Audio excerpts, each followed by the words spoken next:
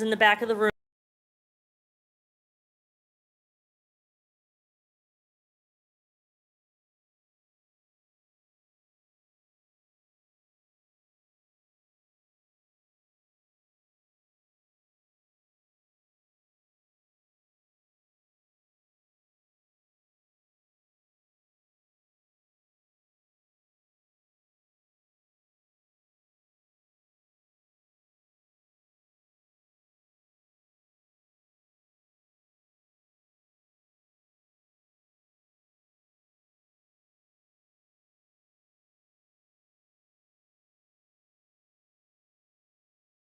Second member Carroll. Thank you. All in favor, say aye. Aye. Aye. Any opposition, say nay. The motion carries and the minutes of the open session are approved. Second item is approval of the closed session meeting minutes of May 28th, 2026.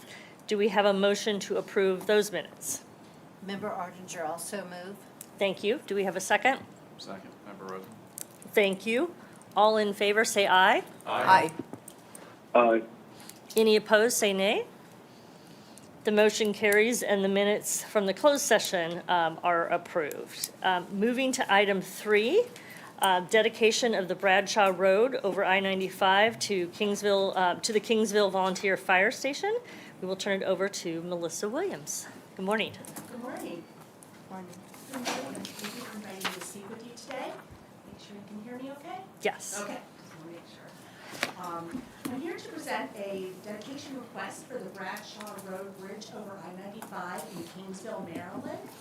But I would like to begin by introducing 2 special guests who are joining us via live stream.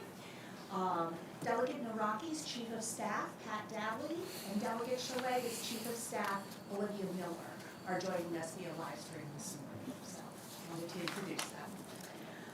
The request was made by Delegate Shalega and Delegate Naraki to dedicate the MDTA-owned Bradshaw Road Bridge over I-95 to the Kingsville Volunteer Fire Company. Since 1954, the members of the Kingsville Volunteer Fire Company have provided steadfast and selfless service to communities across White Marsh, Perry Hall, Long Green, and Jacksonville, and have also provided aid to multiple towns in Harford County. Currently, the company has over 100 members and responds to over 1,700 calls per year. Dedicating the Bradshaw Road Bridge over I-95 in honor of the Kingsville Volunteer Fire Company would serve as a lasting tribute to the commitment, sacrifice, and enduring impact on the communities they serve. It would also stand as a visible reminder to residents and travelers of the importance of volunteer service and civic responsibility. With that, MDTA staff would like to recommend approval of the request by Delegate Kathy Shalega and Delegate Ryan Naraki to dedicate the MDTA-owned Bradshaw Road Bridge over I-95 in Kingsville to the Kingsville Volunteer Fire Company.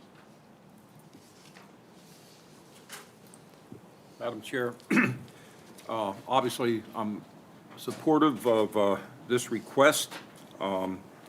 Over the last several years, as Member Von Paris has worked very hard to work with the fire company, which he's a member, to get this access from Bradshaw Road for the emergency exit onto 95.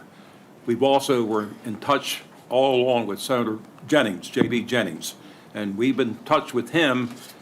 He was unaware of the request at this point that already been submitted, but he's the one that was very supportive early on this happening as far as the emergency access.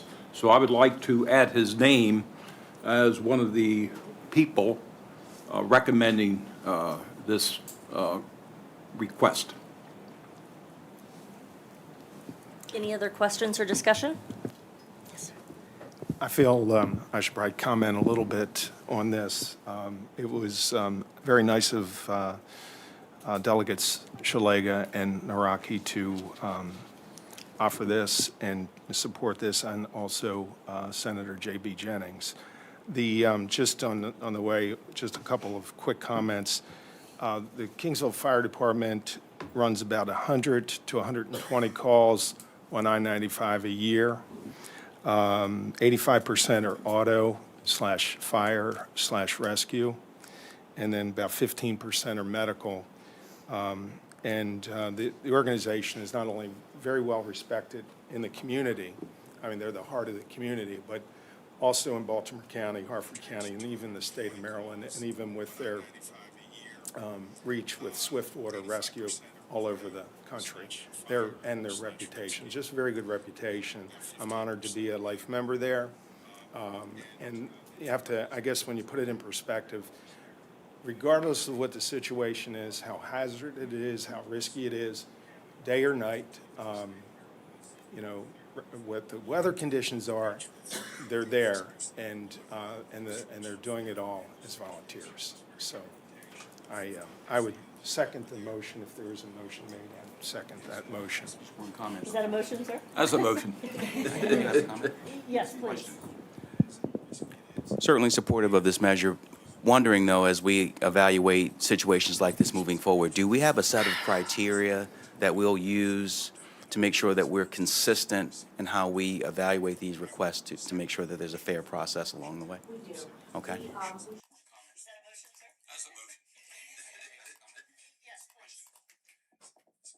Certainly supportive of this measure.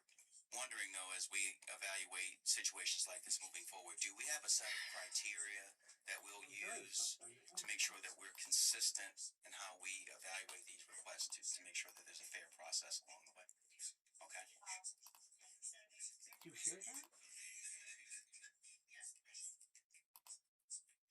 supportive of this measure.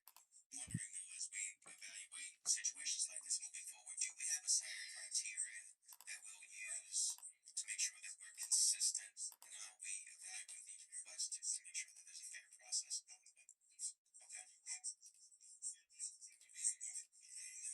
Certainly supportive of this measure. Wondering, though, as we evaluate situations like this moving forward, It's being really good. It's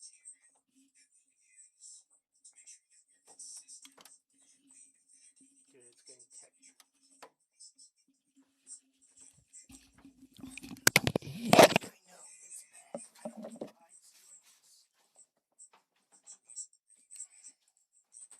Do we need them to pause?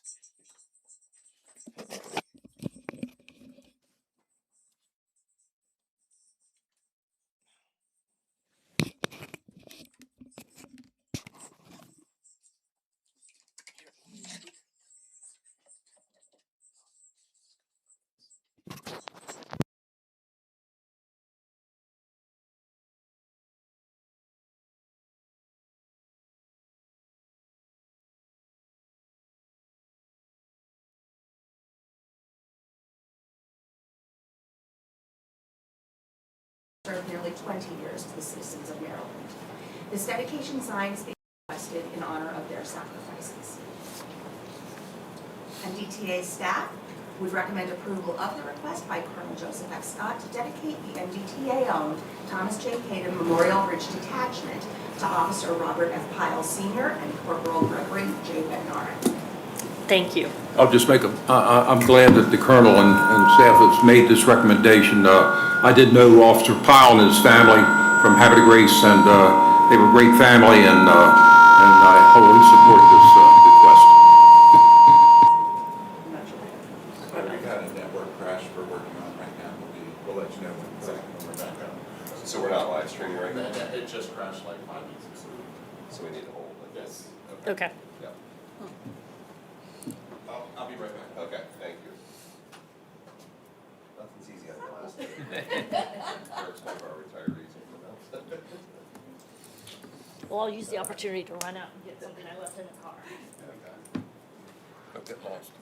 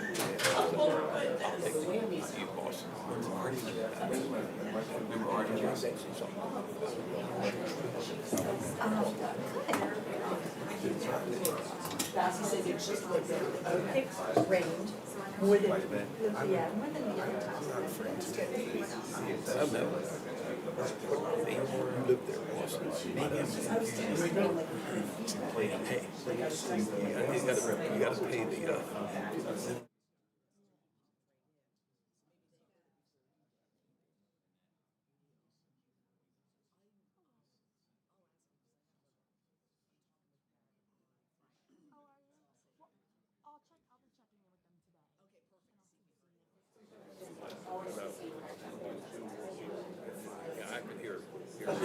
What? Cops, cops. Yeah, right, yeah, right.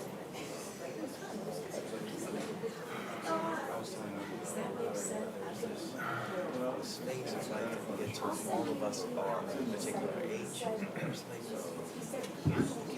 Marcel, you got everything under control. How the election go? I was just reading that. Well, young man, hey, taking out the majority leader of the Senate. That's-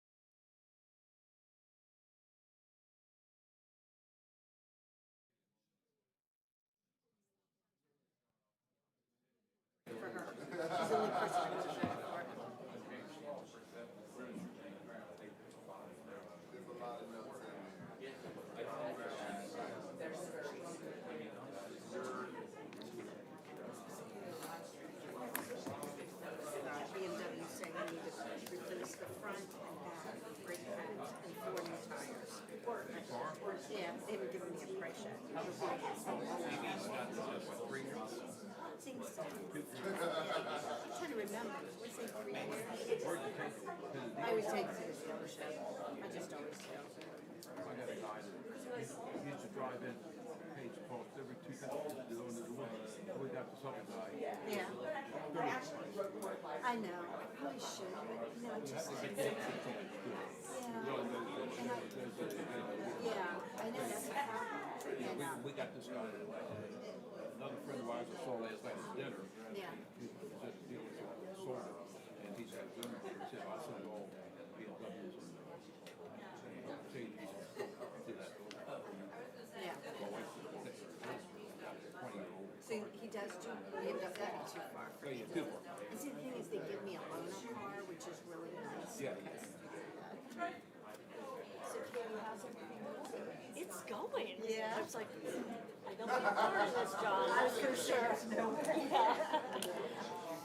But I'm Hey, learning a Melissa, lot. Have a good you team. got it on the record that JB would be a sponsor of this? Yes, I haven't received anything from him. Because he didn't know anything about it. They don't get along. I'm gonna call his office just to get Lauren. from them and I'll Lauren, to get, John, give Lauren a call that Melissa's gonna be calling to get a letter from JB supporting this.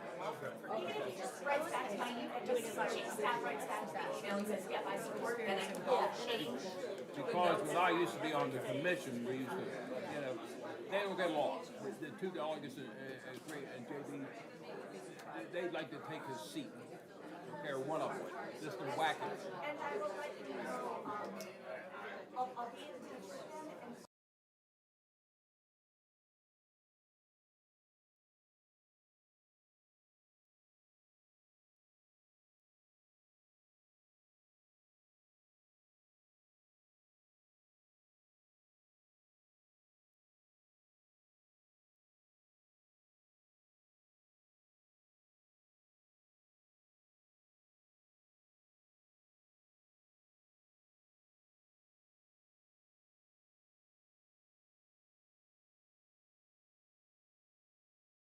Yeah, I'm Hopefully, sure will. Congressman Harris will be there.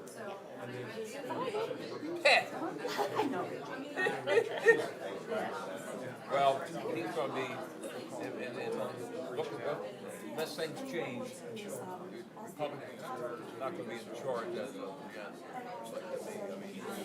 it's headed that way. As far as Congress. And then he's the ranking member, so but he's still supposed to Trump. And anything Trump does, up to 2.5 years, Harris is there, whether you like it or not. And that's just, that's politics. Back in March when I was doing my rounds for the delegation. Good. Straight shooters. Yeah, oh, yeah. I've never been very much over the years. He represents Arthur County. I mean, How's everybody feeling in Montgomery County after the election? Surprised. Still surprised, okay. The county executive, yeah. Yeah, or right. A little surprised. I'm a moderate. Moderate. yeah, a lot.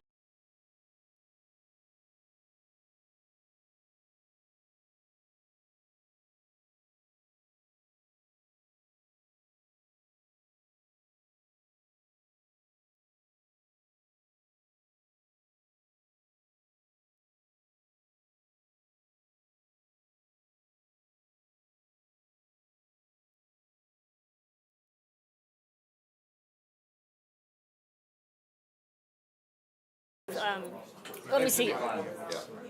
Remember, Steve, you're still there, right? Sam, you're still there?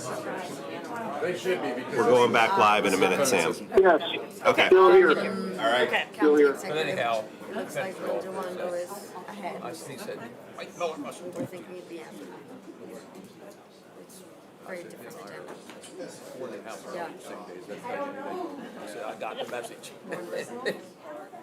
No, they're both very liberal. Okay. But he's more Apologies like for the education technical issues. We are resuming our live stream meeting. Now I'm forgetting,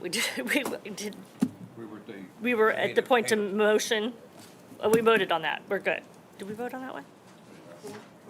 The first, we need to, okay, so the Hayden Memorial Bridge, any discussion or comments? You want me to just repeat what I had to say? Yeah, Okay. yeah. Okay, anyhow, thank the colonel and his staff and everything for recommending these two gentlemen. And I knew the Pyle family, I knew Officer Pyle, they were from Havre de Grace, and remember when that tragedy happened, and very supportive of this, and thank you very much.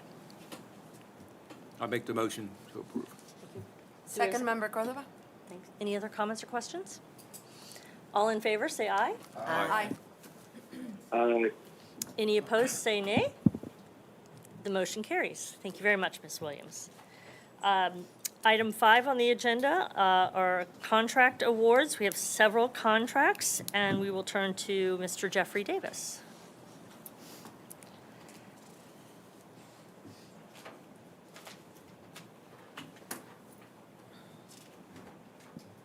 Good morning, Madam Chair, members of the board. Good morning. My name is Jeff Davis from the Division of Procurement here at the MDTA, and I have 3 contracts that I am presenting you today.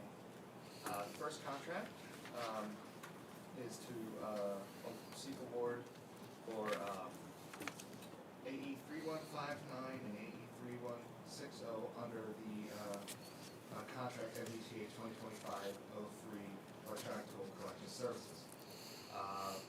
Quick summary of the scope. The consultant shall provide services related to project management of contracts for tolling systems throughout Maryland. The services will be related to existing facilities as well as any future tolling facilities. The work shall include project management support, inspection, business analysis, financial analysis, traffic and revenue analysis, policy analysis, business analytics, and application of artificial intelligence in business systems, development and deployment of payment systems and modalities, industry standardization and certification collaboration, joint technology piloting, development of public-private partnerships, design, preliminary design, planning, benchmarking, cost estimation, construction management, public meeting support, RFP development, specifications. Sorry. RFP development, specifications development, schedule development and analysis, independent cost development, industry research, and any additional services related to toll systems and tolling. As this contract exceeds MDTA's delegation, this will be presented at the next available BPW meeting for approval. You will see that we advertised it with a 29% goal. We were looking to award a 6-year contract to 2 firms. We received 4 proposals. The top-ranked firms, Rummel, Klepper and Call, LLP, and GFT Infrastructure Incorporated, will be awarded contracts. And you can see on the summary sheet that the contract awarded to RK&K actually exceeds our MBE participation goal by 3%. Does anyone have any questions? Member Von Paris, I do. I have a few questions. First of all, Jeffrey, thank you for the good work you always do here at MDTA. Appreciate it. Thank you. There's a lot of information in here in this summary, and it's I guess it involves a lot of services. And my question is, I guess, how do we measure the success of that? I mean, when in my world, if we're spending a lot of money, and this is it's $8 million. It's like it's a lot. That's a lot of money. It's like 1.3 plus, isn't it? Is this Combined to be $20 million in support services. Okay, and so consultant services. It's over the 6-year period. Okay. I'm sorry about that. I was looking at something else, but I guess how do we measure it? Can we establish KPI around this to measure the results of our investment? That's a lot of money, but there's a lot of categories here, and Right. how do we manage that? So I'm going to defer to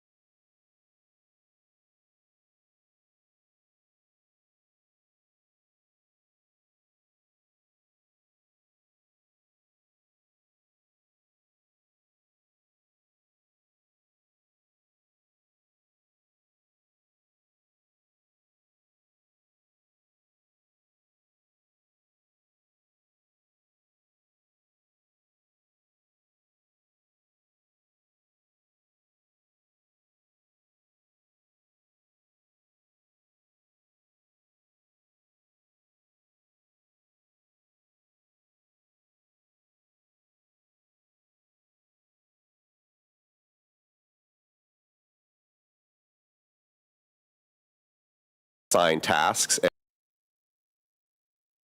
Projects. One of the big projects that we'll have to undertake in this time period is developing the procurements for the follow-on to our current, toll collection. So Transcore has that contract now, but we have to put that contract eventually out to bid. And in the ever-changing nature of toll collection and IT services, we need these firms to be capable and to bring in the best experts to support us, because you can't have that expertise in-house. We have great project managers in-house. We have very knowledgeable staff in-house. But at this point in time, we're reliant on these types of firms who support other tolling agencies as well. So they're learning from the contracts that they provide other places. They're bringing that here. We will sign them based on their, the staff that they, provide for, whether it's that procurement or monitoring the system operators that we have in place. So right now it's Transcore and Capsh. That's a big effort that staff cannot do alone. We rely on these services. So that's why you see kind of that comprehensive listing there, but it's project by project that we assign this out. So hopefully that helps. And ever-changing technologies, AI, that's where we need that to come in so we can tap into those opportunities through them as well. I know we can't have a KPI for every one of these, but maybe we can group some together and have. I think maybe I was unclear. They would be established for the task. Yeah. The task will have needs, will have desires and goals, and that's how the KPIs would be established.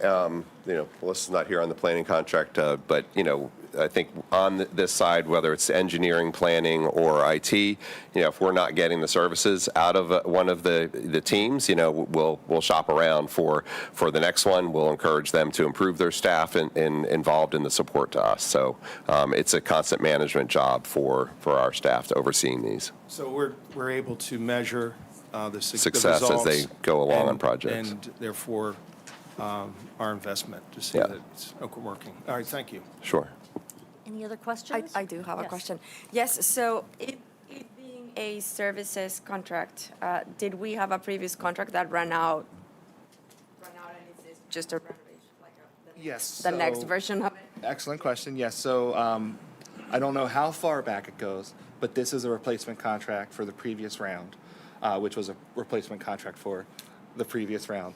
We generally have a consultant, multiple consultants if possible, on contract in order to support the management of the current contracts and, Bruce said, planning for the next contract.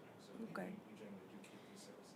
And since it's task-based, we obviously don't have an engineer's estimate for each task yet because we don't know what the tasks are going to be. It's an as-needed basis, I assume. Right, and Do you want to clarify? We do call them work orders. work orders, yes. No, I say it too, but so each work order. I'm so sorry. Could you repeat the question? There's I don't no wanna say it wrong. engineer's estimate, so Right. there's no point of reference as to Yes, what thank the you. tasks are. Yeah. So what we do with each work order is we will prepare an in-house estimate of the scope, and there may be some negotiation back and forth Right. Based on the hours proposed in their price proposals for the contract, so that we'll know on each task what our budget is. Right, and do we have the opportunity to compete with both consultants? or? We typically do not. Do is pick the most specialized team, and we will negotiate with them Based on cost. based on cost. Yes. Okay, perfect. Thank you. Yes, member. I know in the past, we had relied heavily on our consultants in regards to Transcore and some of these other contracts we entered into for the tolling. And I'm sorry, you may have mentioned this, but these two entities, were they involved? Are they the same companies we used before in that? Yes. So RK&K currently holds a contract for these services, and Gannett Fleming has had GFT Infrastructure is a new firm. I don't know all the parties, but one of the original parties, Gannett Fleming, has previously held contracts and has proposed on this before. And is this contract more or less the same amount as the previous contract? Yes, they're generally going to It's- be in this $20 million range. Rates change, Yes, of course. so there's also going to be, coming up in the future, a smaller SBR contract for some of the smaller tasks that we can be far more economical with, smaller work orders that we can be more economical with. Okay, thank you. Any other questions or Madam comments? Chair? Yes, sir. To Madam Barger's question, I don't think we fully answered in terms of the support that we've needed. So when we were in that kind of acceptance testing of the TransCore contract, there's obviously a heavy reliance on these types of firms. Now we're in more, once we accepted that system, it lessens there and it ramps up in terms of, requesting for procurements or getting ready for procurements. And then the status quo is kind of what improvements can be made to the system. So as we evaluate TransCore's tasks and any improvements that they make, these individuals kind of help with the testing of those products that we get. Thank you. Okay. And I want to thank you for highlighting. I did not clarify incumbent status on this form, and I apologize for that. But yes, the current one we have is with Arc&K.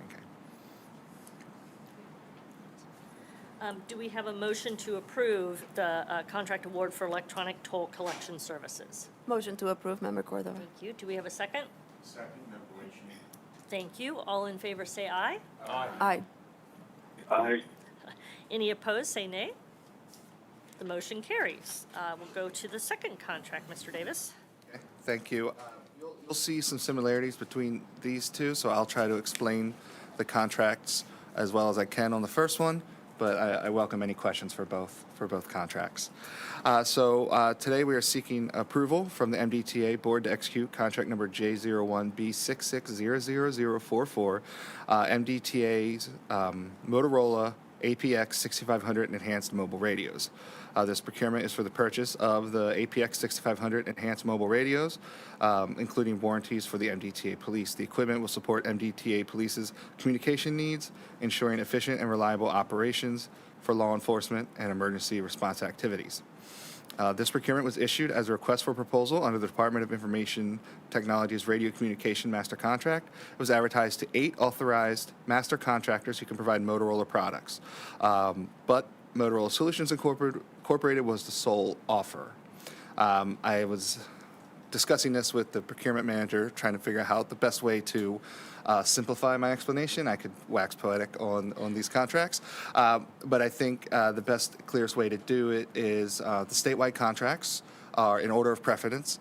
We are best practice and required to use statewide resources. This contract does have 8 Motorola resellers under the contract. Due to the specialty nature of these enhanced radios, Motorola does not authorize any of their resellers to sell these radios. So, we do seek competition, and you'll see in both of these, Motorola was the only one able to respond. Why don't we discuss the second we'll vote on them separately, but why don't we, since they're related, why don't we discuss the second contract as well? Of course. So the second contract is for the Motorola APX Next radios. Oh, I'm sorry, I did want to highlight the Motorola proposal for the APX 6500 was $852,000, and it was only within 3% of our estimate. For the Motorola APX Next portable radios, the description is very similar. This is another type of their advanced radio system that they do not authorize any of their resellers to sell. When it comes to the difference, the technical difference between these radios, you'll have to forgive me. Not completely understood, but what I do know is they integrate with our existing radio systems here at the MDTA. I don't know if David knows anything about the radios? No? Okay, sorry. I know, you were like, rapt attention. I do know that these are specific product lines that are requested by the MDTA police, and that's why they are, and they're separate product lines, which is why we have separate bids for each one. This one also was very close to the engineer's estimate. We received a bid of $6,820,000. What's notable about this one is that our bid is about 10% under list pricing, and in communication with Motorola, we learned that the list pricing that they originally published has come down, and we were able to benefit from those current discounts. Any comments or questions? Yes, sir. Thank you very much. I agree, you're always on target, so to speak. Oh, But, appreciate it. I guess with any kind of equipment, what's the, as far as the life expectancy, and also what's the guarantee as far as, So term of with these systems, what they generally charge, they charge for an extended warranty, which we always do purchase. So we get that support for the full life of the radio. I do not know the expected lifespan of the individual radios, but I do know that we make sure we have warranty coverage for the entire intended use period of these radios. what's the extended contract as far as the life expectancy? Okay, that's one thing, but as far as the contract itself, what's your, as far as years, what extended warranty, how long is it? So generally, the extended warranty is, I'm going to say on average, 5 years. Okay. But these contracts are a one-time purchase of these radios. There is not a contract necessarily for 5 years of continued maintenance, but we make sure that the warranties cover the average use life. Okay, thank you. Any other comments or questions? Yes, sir. Member Rosen. Thank you. So right now, it sounds like this is the product we have to use, so it's really, we don't have much of a choice there. But when we're kind of mid-cycle through these contracts, do we start to evaluate the market and see if there are other products that we can consider well in advance of the life cycle? I would say, thankfully, the MDTA's police department is always trying new technologies, and they're always coming to us, to experiment with new technologies. So I do imagine if there's a better product that can meet our need, we'll hear about it before these expire, and we'll start the process of exploring obtaining those. I do know what they do want with the Motorola systems is continuity with other police departments, and what's very, very critical about these systems is their encryption. So we want to make sure that we have consistency in that encryption in our communications. Any other comments or questions? Okay, we will vote separately. Do we have a motion to approve the Motorola APX 6500 Enhanced Mobile Radios contract? Member Von Paris, I will make the motion. Thank you. Do we have a second? Member Arndinger, I will second. Thank you. All in favor, say aye. Aye. Aye. Any opposed, say nay. The motion carries. Do we have a motion to approve the Motorola APX Next Portable Radios contract? Member go ahead. Thank you. Do we have a second? Second, Member Cox. Thank you. All in favor, say aye. Aye. Any opposed, say nay. The motion carries. Thank you very much. Thank you so much. Mr. Davis. The next item on the agenda is Board Resolution 26-02, and for that, we will turn to Alan Garman. Good morning. Thank you. Just, we're seeking delegated authority from the board for a bond financing, and it's specific to the PFC trust. And just as a little background, the MDTA acts as a conduit issuer. So we issue bonds for our own toll revenue-backed trust, but also for other entities, including the Maryland Aviation Administration. So the PFC trust is solely backed by emplanement fees at the airport, so it's not part of the toll revenue trust at all.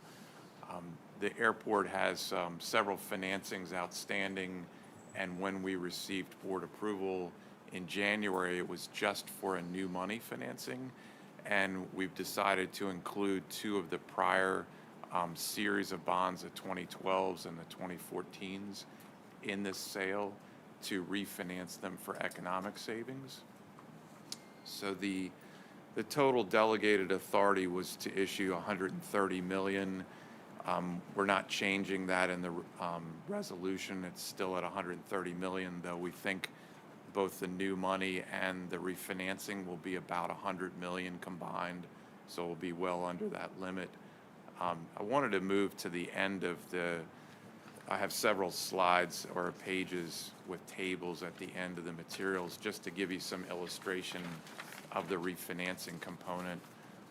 The first table shows the Series 2012 bonds, and I've highlighted some of the maturities at the end of the amortization table. So you can see the 2027 through 2032 maturities.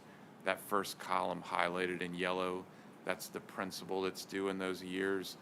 And the next column in green is the coupon rates on those bonds. So they're currently callable at par, so we're effectively paying that 5% rate on the 2027 maturities. So we have the ability to refinance that at lower rates in the current environment. The next page, page 4, shows the Series 2014 bonds. And similarly, the first column is the principal payments that are coming up, essentially 2027 through 2034, the maturities that we're targeting for refinancing. The coupons on this series of bonds are a bit lower. You can see the first 2027 and 2028 maturities have, relatively lower coupons, just over 3%. On a maturity by maturity basis, the refinancing is purely based on where prevailing rates are when we come to market in the next couple of months, and so the decision will be very sensitive to prevailing rates. So some of these maturities, particularly for this series of bonds, are moving in and out of being economic or not economic. The last page, page 5, shows a summary level of the savings. So the top table is for the 2012A bonds. It shows you both the current debt service, which is labeled as prior debt service, and then the modeled refunding debt service. And essentially the difference between those two is shown in the far right column as savings. The next table below it is the 2014 bonds. You can see the savings in the far right column, and then there's the combined savings in the very bottom table. One of the questions that was raised at the finance subcommittee level was, in that middle table you see negative savings in a couple of those years. So we would never refinance bonds for savings. This table is purely based on cash flows, and so the couponing of the new bonds that we're modeling are 5% coupons. They would be issued with big premiums. We'd be issuing less par to take out these bonds. So on a present value basis, we have material savings there. It's just on a cash flow basis, it looks negative in those 2 years because of the couponing. But overall, the airport would save approximately $1.8 million through 2034 by refinancing these bonds. So the resolution contains some limiting provisions, as all of our resolutions do with this delegated authority. The bond par is limited to $130 million. We must complete the transaction by the end of this calendar year, and we must come back and present to the full board at the first meeting after the sale date. So with that, we're requesting delegated authority in Resolution 2602. Any questions or comments? I'm sorry. Yes. Thank you, Alan. And I think this was a question that we had at the financial meeting. I just wanted to repeat it again, that the financial statements, I believe of the MAA, do support that the employment fees are sufficient to support the issuance and the repayment of these bonds. That's correct. Yeah, the airport models their own debt service coverage like we do in our financial forecast, and so the employment fees are capped by FAA at $4.50, and so their modeling is much simpler than ours. It's basically based on expected employments coming up over the next 20 plus years, and then the debt service they have to pay from that, and then everything else is available for their improvement program. So we generally try to target coverage above 2 times, meaning that their revenues coming in would cover debt service by 2 times. In addition to that, these bonds are supported by a debt service reserve that essentially equals maximum annual debt service. So in the event that employments were to dip in a pandemic or any other event, the reserve is available there, as well as the facility improvement fund. So as revenues come in, they're set aside for debt service, and everything left over goes into an improvement account for which the MDTA essentially controls the projects that are paid from those improvement monies. And so that those improvement monies are an additional reserve, and so that's available as well. As if employment revenues were to dip, we can slow down capital projects, and we could potentially use that reserve as well to cover debt service. So yes, very healthy debt service coverage. Thank you. Any other comments or questions? Okay, good. Motion to approve. Do we have a second? Okay. All in favor of the approval of Board Resolution 26-02, say aye. Aye. Aye. Any opposed, say nay. The motion carries. Thank you. Thank you, Mr. Kirk. Item 7 on the agenda is the fiscal year 2027 final operating budget. Mr. Jeffrey Brown.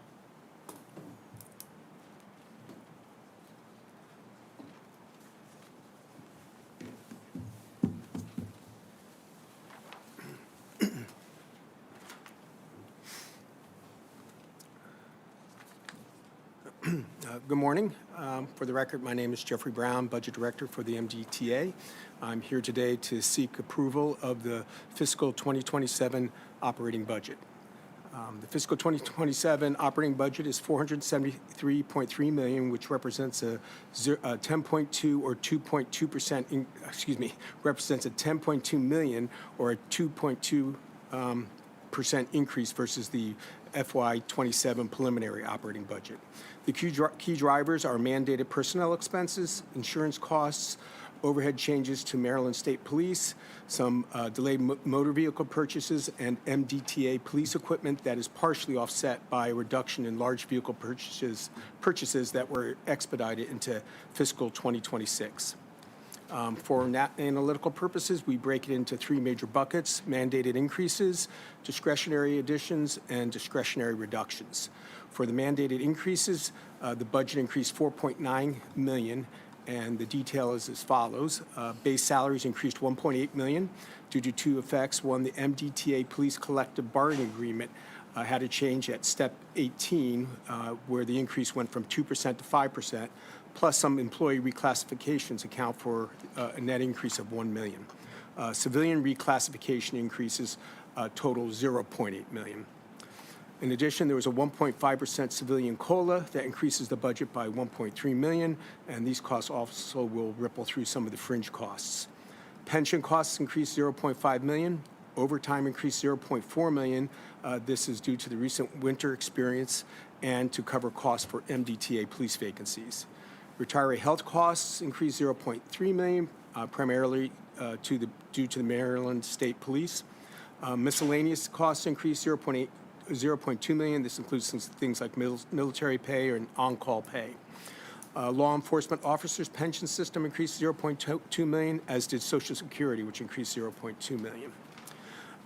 The operating budget includes $7.5 million of additional discretionary spending. This was driven by insurance, which increased $1.1 million. The State Treasurer's Office's budgeting an increase of 12.5% over fiscal 2026 actual expenditures across all lines of insurance. Other contractual services increased $1 million, primarily due to one, Maryland State Police overhead rate increases that account for $0.6 million. Emergency snow removal services at JFK Highway account for $0.3 million, and a $0.1 million increase for Gartner for finance leaders. This is for financial and technology information. Vehicle purchases increased $0.8 million due to vehicle orders that were rolled into fiscal 27.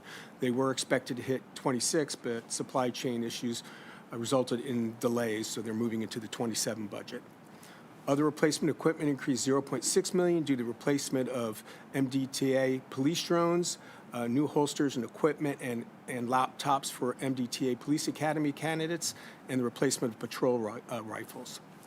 Management studies and consultants increased by $0.5 million. Some of the major projects is the MD Star project, which had a $0.8 million increase. The I-95 Maryland 222 interchange study had a $0.3 million increase, and a succession planning of the $0.1 million increase. This was partially offset by reductions in ESG costs of $0.5 million and various other costs of $0.2 million reduction. Large vehicle maintenance repair costs increased $0.5 million due to higher market costs and part costs. Fiscal services increased $0.4 million due to merchant account services and essentially credit card fees. Data processing costs increased $0.4 million, which is a reflection of increased contractual rate changes. The service allocation costs $0.3 million due to TSO charges that are being passed through to MDTA. EasyPass Service Center costs $0.3 million. This is due essentially for gateway services costs. Application software maintenance increased $0.3 million due to various software license increase. Uniform costs increased $0.2 million, and outside services costs increased $0.2 million. This is primarily due to Salesforce license agreement increases. Other additional equipment costs rose $0.2 million, primarily due to police drones and vaults for police vehicles. All other increases were $0.7 million across various RCs. Discretionary reductions total $2.2 million, primarily due to other vehicle purchases costs, which reduced $1.5 million. This is due to adjustments in the anticipated timing of purchases that are now expected to go to fiscal 28 rather than 27. Equipment repairs and maintenance declined $0.4 million, primarily due to the expected increased capitalization of certain IT costs for system backup and storage costs. All other costs decreased by $0.3 million across various RCs. That concludes my presentation. I'll be happy to take any questions at this time. Yes, Member Cox. Thanks, Jeff. In regards under management studies and consultants, maybe, Jim's not here, but maybe Bruce can understand the interchange I-95 and 220, at 222 interchange study. I guess that's related maybe to the opening of this, hopefully this year, of the Belvedere interchange. Their coordination, is that something different? Yeah, Melissa Williams can come to the table and discuss that, but it's more related to some of the partnerships we've had with Cecil County up and right in the Perryville area and the development. Sure. It's, for many, many years, as you know, that area, the 222 corridor in Cecil County has been developing. Right. Unfortunately, there's not a really good cohesive plan with the development, and we're addressing each development as it comes in. The county, WillMAPCO, State Highway Administration, and MDTA, as well as the towns, have come together to work on a kind of a corridor visioning study to get a better understanding of how we can move forward working together to have good, well thought through development with good transportation access. Also realizing it's a very dynamic corridor with serving I-95, serving the communities, retail areas as well. Thank you. Any other comments or questions? Do we have a motion to approve the operating budget? Member Ardinger, I will so move. Thank you. Do we have a second? Member Cox, I'll second. Thank you. All in favor, say aye. Aye. Aye. Any opposed, say nay. The motion carries, and the final operating budget is approved. Item 8 on the agenda is the draft fiscal year FY 2027 to 2032 Consolidated Transportation Program. Jennifer Stump. Good morning. For the record, my name is Jennifer Stump, and I'm the Acting Capital Program Manager.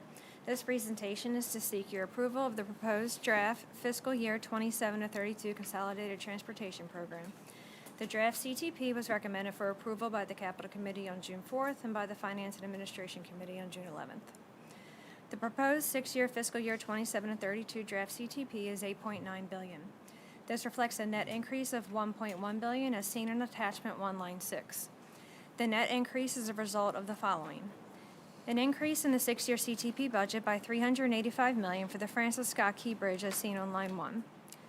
A decrease in the six-year CTP budget by $6.4 million for the I-95 UTL Northern Extension as seen on line 2. An increase in the six-year CTP budget by $262.9 million for all projects except the Key Bridge, I-95 UTL Northern Extension, and the reserves as seen on line 3. And an increase in the allocated and unallocated reserves by $429.2 million as seen on line 4. The fiscal year 26 expenditures were $872.7 million versus the $1.3 billion budgeted in the fiscal year 26 to 31 final CTP, as reflected on line 6 of attachment 1. The fiscal year 26 underspending was $413.8 million and has been rolled over into the draft CTP. Highlights of the project and reserve changes are shown in attachment 2. We added 9 system preservation projects and 2 enhancement projects for a net increase of $84.5 million in the fiscal year 27 to 32 period.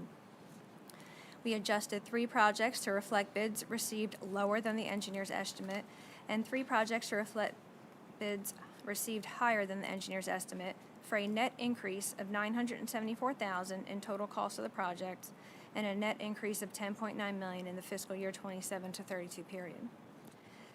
The construction phase of 8 projects were funded for a total of $81.3 million, transferred from the reserves as design reached 60% and cost estimates were established on fully developed scopes. We had 8 projects completed or deleted for a net decrease of $480,000 in the fiscal year 27 to 32 period.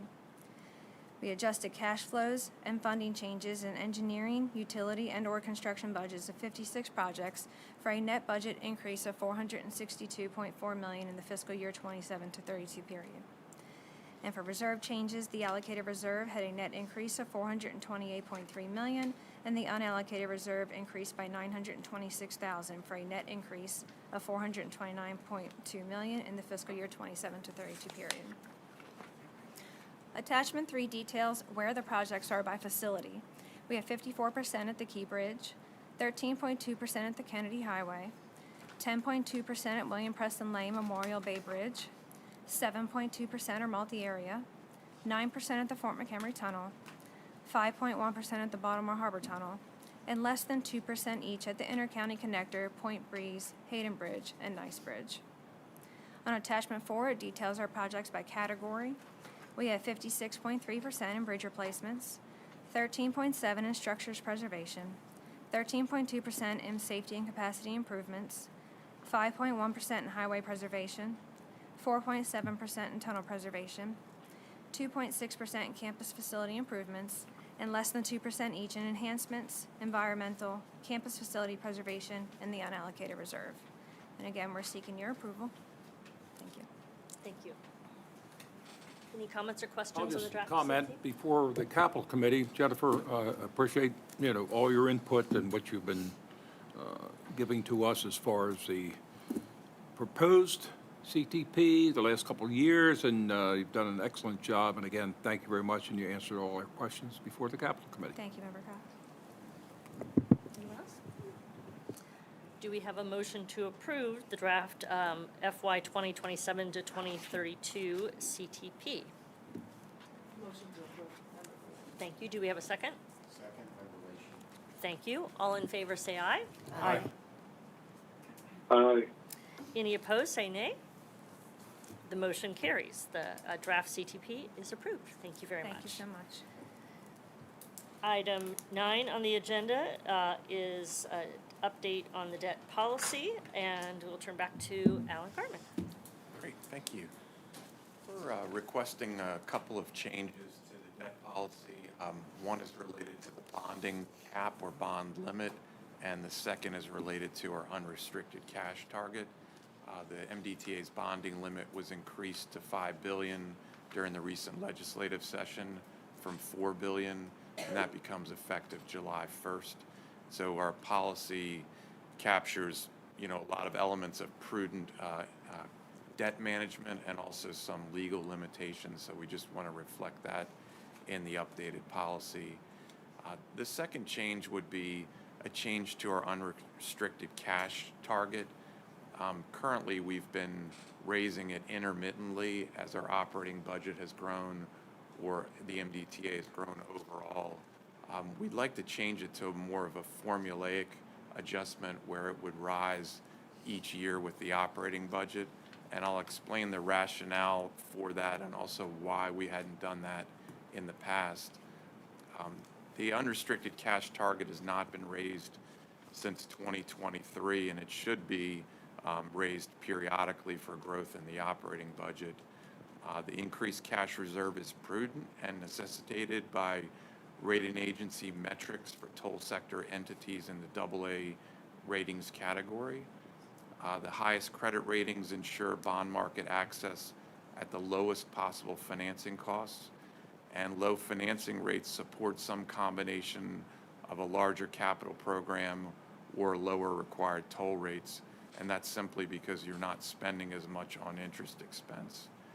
The cost of maintaining a larger cash reserve is less than the long-term costs associated with financing as a lower-rated borrower, meaning if we had inadequate liquidity, rating agencies would essentially give us a lower rating, which would raise our financing costs. So it's definitely prudent to have a cash reserve, and it also costs less for the entity as a whole. The toll sector methodologies, these are published by Moody's and Fitch and S&P. They typically require that your unrestricted cash position approximate your annual operating budget, and that liquidity measure is termed days cash on hand. It's one of the more essential and important credit strength measures. Debt service coverage I really view as the most important, but your liquidity is a strong second. For historical perspective, we've been raising this intermittently to keep pace with the operating budget. We've typically raised it, and then it's sufficient for several years, and then we'll come back to the board again. The last request was in 2023 when we increased it from 350 to 400 million. I wanted to explain the genesis behind this change is that we meet with the rating agencies at least once a year, sometimes a couple of times each time we come to market. And one of their questions or criticisms of us is that we have this multi-year financial forecast. We're modeling out projected revenues. We're modeling future financings and a very large capital program. Why is your unrestricted cash position locked in? We tell them we intend to raise it. We tell them we intend to return to the board. And we've explained in the past that we didn't want to set it as sort of a formulaic increase because we wanted to maintain financial flexibility. In particular, we were concerned about one-time operating expenses that may not reoccur annually. For example, the Key Bridge cleanup, some of that represented an operating cost not recurring annually, or a large one-time equipment purchase. And so we didn't want to have to artificially boost our unrestricted cash position in relation to that. And so I think what we found is maybe an elegant solution to that, and I'll go into that in more detail. But we're trying to fend off criticism from the rating agencies. We tell them our expectation. We want to make sure that that's in our policies as well. They've seen that we've done it periodically. We've reminded them of that, but they still look at the forecast and say, why is cash not going up in your forecast? So we've been consulting with the rating agencies and one of our municipal advisors, and so that's the rationale for the formulaic change. The current unrestricted cash is adequate to meet that day's cash on hand metric likely for this year, but it would need to rise within the 6-year program period, particularly next year. Wanted to point out that an increase in the reserve will have minimal short-term impact on debt service coverage, our debt limit, or funds available for capital spending. In the long term, as we discussed, it would result in lower financing costs. I wanted to turn to this table on page 2. It will help you visualize the rise in the operating budget over time and how much the unrestricted cash position could rise as well. So this table on page 2, you can see the top line is the operating budget. You can see it rising. We typically model an approximately 4% increase every year. The next year's operating budget. We may have some intelligence on, slightly higher, slightly lower, so that may not always increase at 4%. The next line represents MDOT police reimbursables. So the MDTA provides police to MAA and MPA. That's a very large budget item. It's included in our operating budget, but since it's fully on a reimbursable basis, we like to back that out. So our cash position would be tied to what are truly our own operating expenses and not these expenses that we initially pay for the police services and other entities. So I highlighted in dark green there the $455 million projected operating budget in 28 that would be net of those police reimbursables. And you can see the prior year's unrestricted cash target would be that same $455 million. So one of the reasons why we want to target the next year's operating budget is we think that there will be no one-time elements like there will be in the current year's operating budget. So it's a way of sort of cleaning those out. And we've added some definitions within the policy, and you can see also in light blue, you can see what the increase would be from related to 28 in relation to 2029 operating budget. So that explains why we would be targeting the next year's operating budget. And in terms of funding that additional reserve, as we have a lot of retained financial flexibility, is that it's essentially funded from net operating revenues that would otherwise flow into the capital account. So we can hold some of those back in the general account reserve. It can happen toward the end of the fiscal year, the beginning of the year, or evenly throughout the year. And that gives us flexibility around bond financings and other timing issues. So I pulled out those key sections from the debt policy for convenience, and you can see some yellow highlights. So the top section is how the current policy is written. So essentially the unrestricted cash target is fixed at that $400 million, and it doesn't make any mention of future increases. And so we're looking to solve some of that. Wanted to point out also is that the MDTA has 2 negative outlooks from 2 rating agencies, and that's related to primarily like debt service coverage modeled as a decline, the need for a toll increase, also uncertainty related to the Key Bridge construction project. And so if there's anything we can do to improve our credit position, by changing a policy like this, I think it removes some elements of uncertainty. I think it's a positive for those reasons. So the lower section is the proposed changes. So in place of that fixed target that we would come back to the board with intermittently, we've changed that language to say that we will maintain unrestricted cash balance at the end of each fiscal year equal to the next year's operating budget. And we've added a couple of new terms, excluding police reimbursables and also excluding anything that we deem as an extraordinary or one-time expense. We don't want to increase cash for those reasons. We also added in for financial forecasting purposes, we're going to model that as equal to the next year's operating budget. And we believe the board is still maintaining full control. The board approves both the operating budget as well as the financial forecast. So each year we can revisit this cash position in conjunction with the approval of the operating budget and as well as the financial forecast. And the last one there is adding in some detail about why we're doing it. So it states that credit rating agencies gauge a toll sector issuer's ability to manage unforeseen revenue disruptions, a la COVID or a financial crisis, and or higher expenses as a function of that unrestricted cash. I wanted to highlight there's another element in our debt policy. It's in policy statement 33. It suggests that we should try to maintain the highest possible credit ratings, and that's essentially to maintain the lowest possible financing rates and not waste funds on debt service. So I'd like to end it here. We went into some additional detail about the cost of carrying indirectly these cash reserves, because it's essentially indirectly financed, and also what we earn on the cash reserves.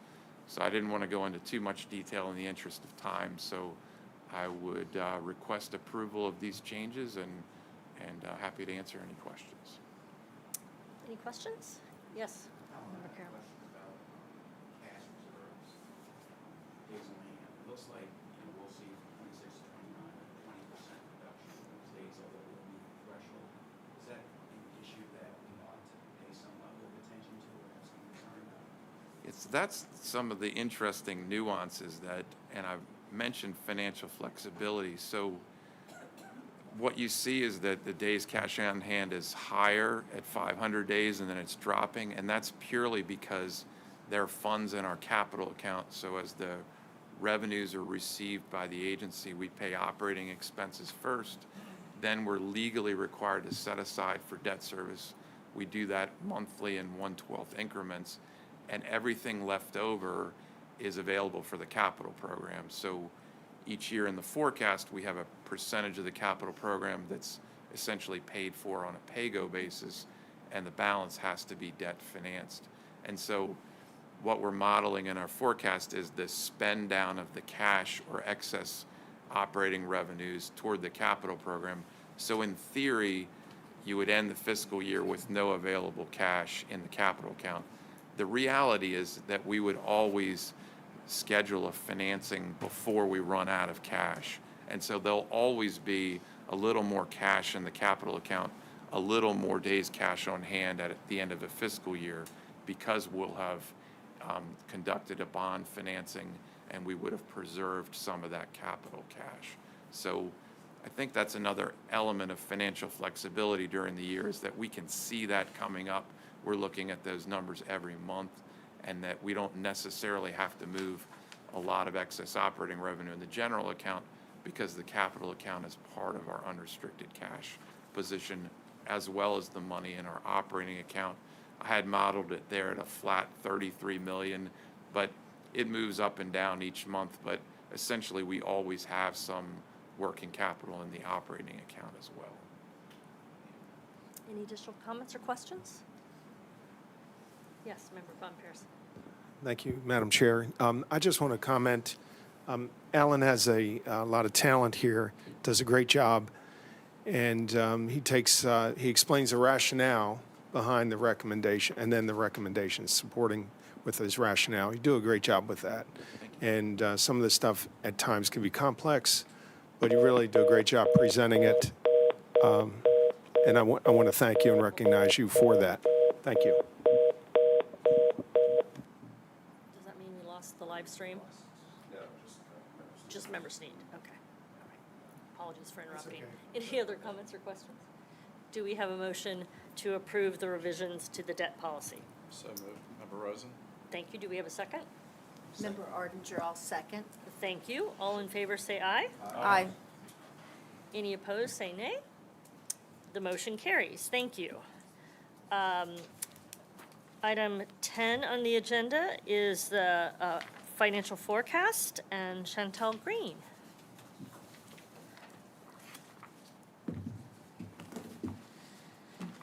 Good morning. Good morning.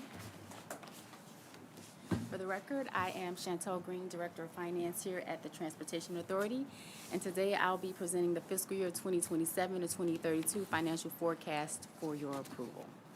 In a moment, I'll discuss the primary differences between the current forecast and the forecast that was presented to you in November. However, before doing so, I'd like to direct your attention to the key points at the beginning of the first page of your memo. You'll note that through fiscal year 2028, the authority remains in compliance with its financial goals and legal standards. The forecast reflects several key updates that include the receipt of $2.1 billion in litigation settlement proceeds from the owner and operator of the cargo ship that struck the Key Bridge, the receipt of $217 million in federal emergency relief funds in fiscal year 2027, the adoption of the new unrestricted cash target beginning in fiscal year 2027, and the updated operating and capital budgets that were just approved as well. Lastly, the modeled timing of the required toll increase is now in fiscal year 2029. The receipt of litigation settlement proceeds, federal emergency relief funds, and a shift in the Key Bridge project cash flows have delayed the financing needs and therefore lowered debt service requirements in the earlier years of the forecast. Based on current forecast estimates, no later than fiscal year 2029, a system-wide toll increase will be necessary to maintain 2 times debt service coverage throughout the remainder of the forecast period. Turning to the top of the next page, the summary table shows the authority's adherence to its financial goals and legal requirements throughout the forecast period.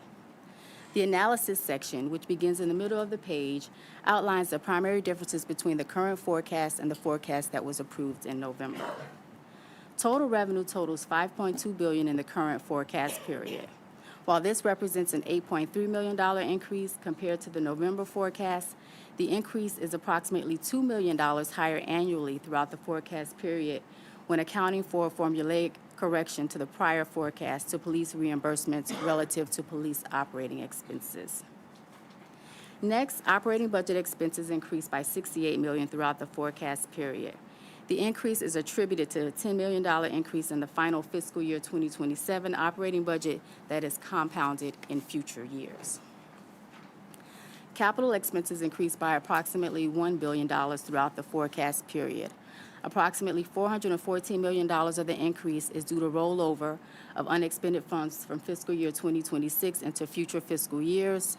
The remaining increase is mostly due to cost changes and cash flow adjustments, an increase in the allocated and unallocated reserves, and the inclusion of additional system preservation and improvement projects. Debt issuances increased by a net $204 million during the fiscal year 2026 to 2032 forecast period, while debt financing for the Key Bridge declined by $657 million due to project cash flow changes and adjustments and the receipt of litigation settlement proceeds. Non-FSK-related toll revenue bond issuances increased by $860 million as a result of the capital budget adjustments previously discussed. Despite the net increase in debt issuances, debt service declines by $49 million throughout the fiscal year 2026 to 2032 forecast period. While total financings increase, they occur in the latter part of the forecast, which results in lower debt service costs during the 6-year period. The lower debt service cost is primarily a function of 3 key changes: the sizable shift in the Key Bridge cash flows from fiscal year 2026 and 2027 to fiscal years 2028 and 2031, the use of $2.1 billion in litigation settlement proceeds for federally eligible Key Bridge costs, and the modeled receipt of the $217 million in federal emergency relief funds for eligible Key Bridge expenses. The interest savings associated from these changes more than offset the interest expense associated with the increase in non-FSK-related debt issuances. Regarding insurance funds, it is assumed that any remaining funds will be exhausted no later than early fiscal year 2027. As previously mentioned, the forecast reflects the receipt of $2.1 billion in litigation settlement proceeds for the Key Bridge. Like insurance proceeds, the forecast assumes that settlement proceeds will be spent on federally eligible Key Bridge construction costs, and based on current cash flows for the Key Bridge, it is estimated that settlement proceeds plus interest will be exhausted in fiscal year 2029. The forecast assumes that during fiscal year 2027, the authority will draw down the $217 million authorization in federal funds. It is estimated that beginning in fiscal year 2029, the authority will be reimbursed by the federal government for federally eligible project costs with a 6-month lag from the time the costs are incurred until the MDTA is reimbursed. Lastly, based on current forecast estimates, no later than fiscal year 2029, a system-wide toll increase will be necessary to maintain 2 times debt service coverage throughout the remainder of the forecast period, as well as to maintain adequate liquidity and hold financing needs below the bond cap. Those are the major changes reflected in the forecast, and with that, I'd be happy to respond to any questions. Thank you. Yes, Member Cox. Thanks, Chantel. I got one question. I see that you that check cleared the $2.1 billion, so it's in the account. But my question is, obviously, what kind of interest is going to be received, and for that amount of money so we can see some return. We have Alan Garland, our subject matter expert here.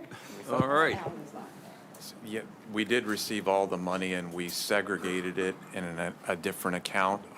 We must apply those interest earnings toward the project, and it essentially reduces the federal share. So I would estimate in excess of $100 million over that approximately 2.5-year spend out. So when the money came in, it was initially invested in essentially 3 money market accounts. Prevailing rates are around 3.7%.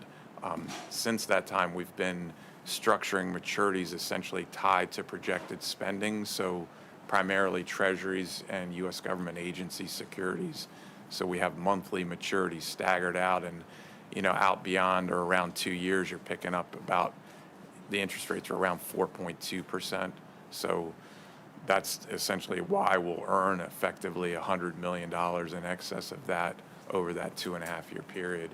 And the reason why we segregated those monies as well as the insurance proceeds in separate accounts is that, we might be audited by the federal government at some point, and we have very good records about every dollar moving out of the account and all the interest income being applied toward the project. So we have a separate account for the $350 million as that's been spent down, and then another account for the $2.1 billion approximately. Great. Good news. Thank you. Just continuing on the theme of the FSK, I know in the past, you've been providing us with an update on how the expenditures are taking place. And for my own, I get confused when it gets piecemealed to me. If in the future we could just have an analysis of what we've received to date, what the expenditures are to date, what our estimates are as to funding and expenditures.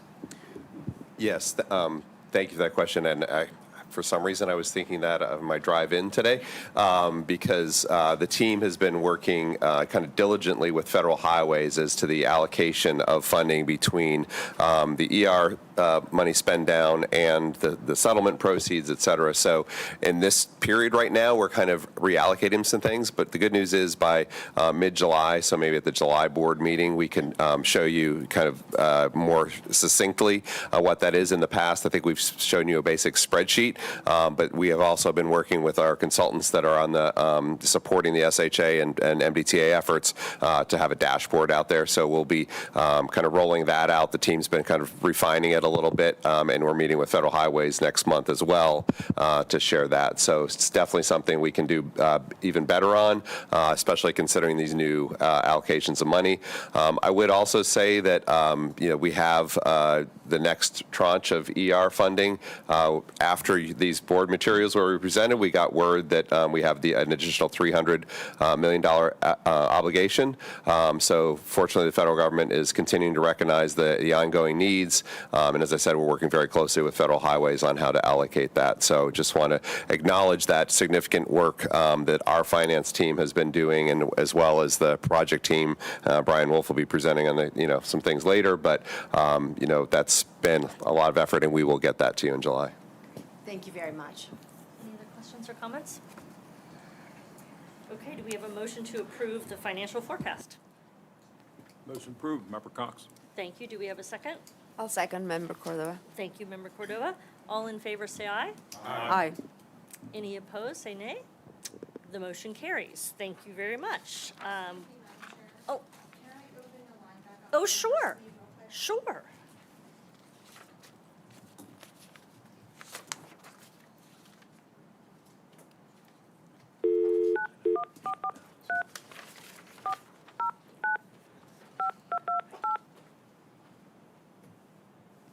Welcome to the audio conferencing center. Please enter a conference ID, followed by pound.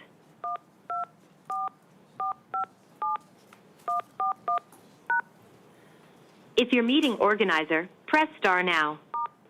Please enter your PIN and then press pound.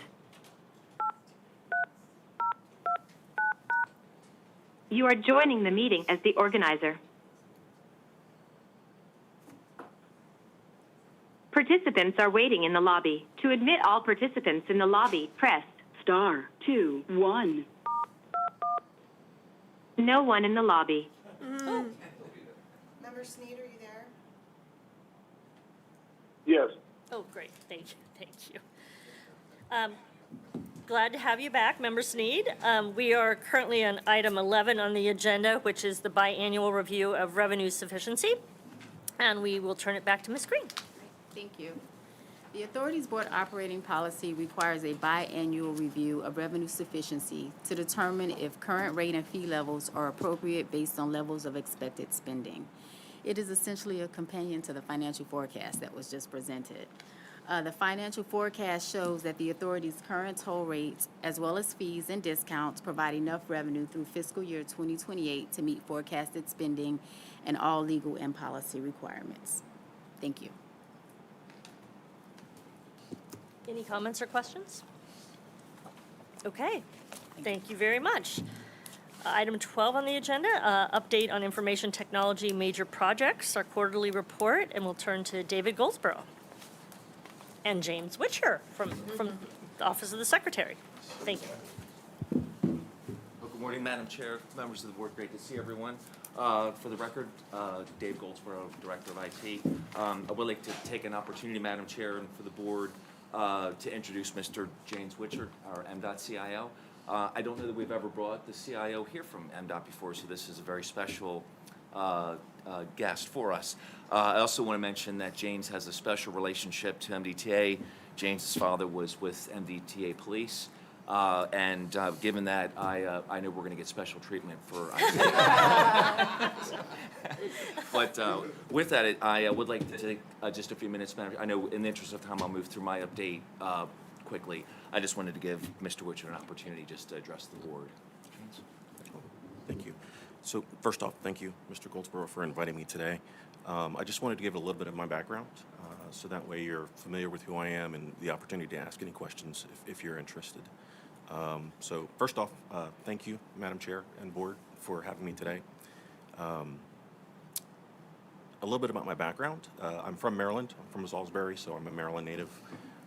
Wanted to let you know that I spent the last part of my 28 years focused on enterprise infrastructure and technology, working at senior and executive levels throughout various organizations. The majority of my experience I gathered working for Microsoft for about 21 years. Spent the first half in research, development, and engineering, and then my second half focused on public sector and service with the Department of Defense and defense manufacturing agencies. After that, I really wrapped up my time as a chief technology officer, providing strategy and oversight for other government agencies, and then I transitioned out. So I found myself fortunate to find the opportunity at MDOT. It's an organization that has really either been with me or supported me through the entirety of my life. This was a rare opportunity to give back to my state, to an organization that really touches every individual that lives here or travels through it. So that's pretty much my background. I can go further, but I just wanted to give the opportunity, if you have any questions for me, to... James and I also had the privilege of sitting next to James, or at the table with James, for new employee orientation. We started on the same day, January 7th, and he's been a great addition to the team. Thank you. All right, I guess I'll hand it over to you. Yeah, all right. Well, thank you, Madam Chair. Once again, for the record, Dave Goldsboro. The purpose of this debrief is to bring the board up to speed on major IT projects that are going on. As of today, June 25th, the Division of Information Technology maintains an active portfolio of 21 projects and continued support of our third-generation toll system, now moving to our fourth generation from an RFP perspective. I'll run through these major projects in the interest of time, Madam Chair. Our first project is enhancements to our HR Central system. This is a complementary system to the HRIS system that we all use that's part of TSO/MDOT. We've just are going through some user acceptance testing on that, some of those enhancements, and we are continuing to monitor some data feed issues, Madam Chair, that we spoke about in the last update. I know James is aware of that as well. The next project is our Maximo enhancements. We're just working through some warranty things there, a lot of testing going on. We're looking at more integration with our GIS platform. Those two systems talk to one another, as I think I've explained before. So our asset is onboarded through the GIS system for the standpoint of an infrastructure perspective, brought over to Maximo for ongoing preventative maintenance, any work that needs to happen to keep that asset maintained. The next project is, of course, our Dynamics SL upgrade. We're finalizing some interface work there. The main thing that's going to be ahead of us that will keep us busy for the next several months is our testing, both from a QA perspective internally to IT, as well as our finance team is going to be doing a lot of testing coming up in about the September timeframe. We're trying to stage that in conjunction with the year-end close that finance goes through. But I do think that we will be looking at an implementation in the November timeframe, because we're going to need to take a long weekend for that. But I'll have a better update in the next round, in the next quarterly update. The next is our body-worn camera project. We finalized everything around that project. I wanted to show it one more time, but I'm going to go ahead and close this out. This was the legislative mandate for our MDTA police force for the body-worn cameras, but we also converted over the cars to the Axon system, which is consistent with what the state police and many other detachments are doing. So we'll go ahead and close that project out, and very happy with all the work and appreciate the partnership with our police force always. Next project is our Maximo upgrade. We're doing a lot of sessions with IBM to talk through disaster recovery, high availability, all the things that go into keeping that system up, because it is one of our major systems that we use for the authority. We've got a roadmap presentation tomorrow, actually, with IBM, so we'll be finalizing a lot of those decisions and then pretty actively moving forward with the upgrade over the coming months. It'll be a long process because it's a big application. Next is our procurement milestone reporting project. We have moved that to production, so I just wanted to show it one more time. We've put all of our procurement pathways in, and we've gone through closeout and sign off with our procurement team, so everybody seems to be happy with that product. So I will close that out, and it will move off for the next board report. Next project is our contract migration. This is moving all of our contracts out of our SL system to Maximo, which is going to be our source of truth for contract data. We're just moving through a lot of what we call transition POs, which are large POs in SL currently that have money left that need to be moved over to Maximo. So they're a little bit intricate. And we're also going through some training with our engineering and construction team on how to use Maximo for the contract management side of the house going forward. Next, our purchasing card upgrade. Again, we're coming into a big round of testing, both with our QA internal group, also our finance team, or P-card team, is going to be doing some testing. And we've got training that we're targeting for the August timeframe. I think it's going to slide a few weeks maybe, but that is going to coincide with our SL financial management system, because the two systems talk. So we're trying very, very hard to keep a cadence that separates the go-live of those systems, so that the distance between the go-live is enough that we bring one system up, we can support it, take a breath, go live with the next system, and we'll be, in a better way. So it'll be tight, but I think I have confidence in our team. The next is our appointment scheduler. That is for our Easy Pass stop-in centers and our legacy plazas. That gives customers the ability to schedule an appointment to come in and talk about their Easy Pass account. We surveyed the market, and we've got the top 5 languages that we're putting in. I don't know all top 5, but we just went live with our Spanish translation about a week and a half ago, and I believe the team is now working on our Chinese translation, which is the second one. I don't remember what the third, fourth, and fifth ones are. I do want to just make a comment. I found it pretty interesting. MVA has over 100 language translations on their site. So when I learned it, we got a lot of work to do. But yeah. And then the last project, Madam Chair, just our strategic dashboard. We're really kind of in a ramp up, just trying to get our arms around all of the data. We've done some mock-ups, I think, for the team to take a look at. But we'll have to adjust the timing and what the potential go-live for that project would look like based on the volume of data. And just a couple of housekeeping items. We did kick off our annual financial audit. That's a once-a-year audit that comes at this time. I felt like we just went through it, but here it is again. And at least according to one of your acting deputy, or assistant secretary, excuse me, I think we're going to be running a race at some point, it sounds like. A running race? Nice, yeah. Looking forward to it. Yes. Well, with that, Madam Chair, I'd be happy to take questions. Thank you. Any questions? Oh, yes, Member Carroll. David, thank you. Comprehensive suite of projects you have going on there. In that portfolio, from your perspective, is there any or are there any that present to you a greater level of risk or concern from a continuity perspective that you're focused on? Definitely the purchasing card and our Dynamics SL system, because we're operating on a platform that's considered end of life. And so the migration to that new version and the touch points that it has with Maximo, because Maximo is our purchasing system as well. So there's handshaking between three systems, Maximo, Purchasing Card, and Dynamics is kind of like that endpoint where all of the financial data goes. So from a continuity of operations for the authority, that is a major system that we keep an eye on. I think that's probably one of our most important systems. Maximo is right behind it, of course, but I would say our Dynamics system for sure. Great question. Thank you very much. Okay, Well and done. James Mr. has to go to state do it, so I'm going to escort him. Okay, well, make sure, yeah, keeps close eye security. He's a risk, yeah. So. All right. Thank you both. Okay, thank you. We'll turn to item 13 on the agenda, which is our quarterly update on major projects, and invite Brian Wolf up. I'm okay with that.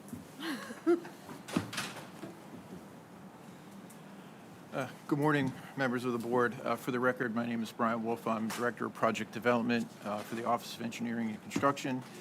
I'm here today to present on the major projects over $40 million in value. We have 14 contracts on today's list.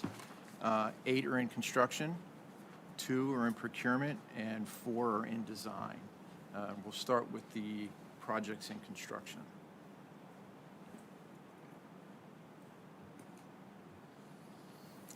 The first contract is MA 2257. This is the electronic toll collection CAPS support for MDTA initiatives. The focus has been on supporting the I-95 Express Toll Lane northbound extension. We have a segment that they're currently supporting on from Maryland 152 to Maryland 24, and that is estimated to complete in March of 2028. Second segment from Maryland 24 to the transition north of the ETLs. That's looking for completion in October of 2027. And then finally, there's a southern portion that will tie the I-695 beltway into the northbound ETL lanes. And that completion date is currently to be determined, but it will occur after those first 2 segments are completed. Next contract is KH 3024. This is the I-95 at Belvedere Road interchange. This is a design-build contract to construct a cloverleaf interchange. We're currently at 67% complete. We're expecting completion in spring of 2027. Structures work and grading work continues at the project site, and upcoming work will include paving of the ramp from Belvedere Road to southbound I-95, along with continued bridge work and retaining wall construction. Next contract is BB 3017. This is the eastbound Bay Bridge redecking Phase 1 contract. Recent work here has been completion of punch list items, as well as shop drawing approvals for a steel barrier system that will be installed on the suspension spans as part of the contract. And upcoming work includes truss strengthening, final surfacing of the bridge deck, and starting of fabrication and installation of that steel barrier system.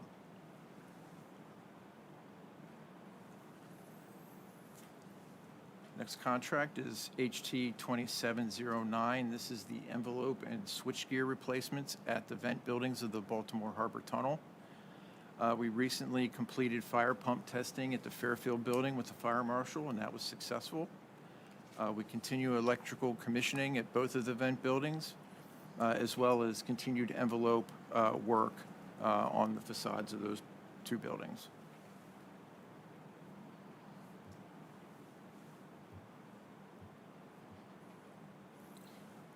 Our next contract is KB 3005. This is the subgrade improvements on I-695 north of the Bear Creek Bridge. The majority of the bridge work has been completed. We have one abutment back wall to complete. That's at the outer loop of Bear Creek. And the contractor is wrapping up median barrier work as well as concrete pavement patching.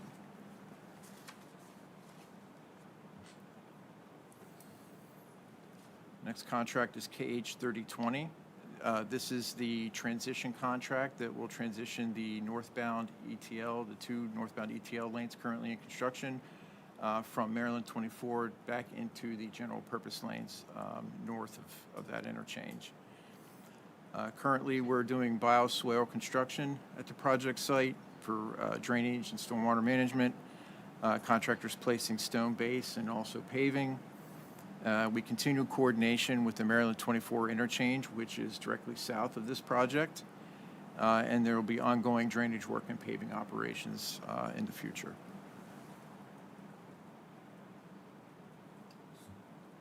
Go, please. Is there any problems at this point that you've noticed in that 24 project at this point at the interchange? No. There's been some drainage issue on the south side, but we're currently working with the contractor to address it. Some erosion along the embankment, but the project team has been taking care of that and working with the MDE and to address it from the permitting standpoint. The next contract is KH 3021. This is the Maryland 24 interchange. We're currently at 48% complete, and we anticipate substantial completion to be in December of 2027. Currently, a traffic switch into the Stage 2B configuration is anticipated for this weekend, weather permitting. And we're going to have ongoing earthwork at the project site as well as paving and continued bridge construction operations.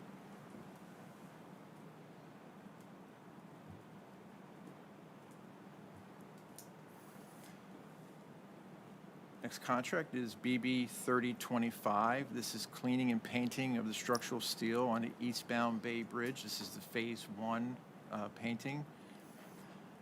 We had a pre-construction meeting on May 26th. The contractor is currently mobilizing to the project site, and future work will include installation of temporary platforms and scaffolding for access for the painting operations.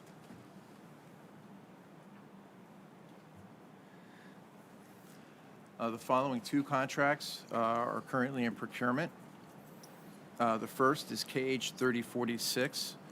This is the construction of the two ramps from I-695 to the northbound ETLs. We're currently awaiting a decision from the Board of Contract Appeals, with bid opening currently set for August 11th and an anticipated notice to proceed in spring of 2027.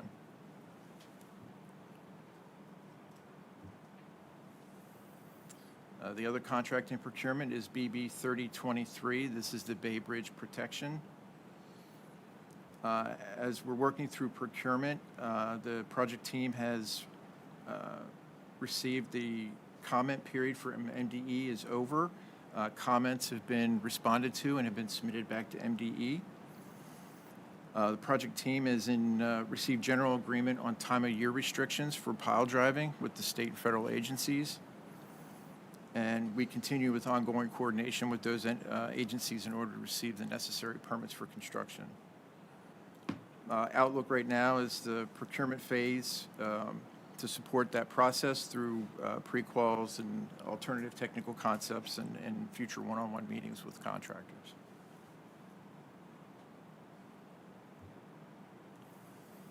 The last 4 contracts I'll cover are all in design. The first is KB 4903. This is the key bridge replacement.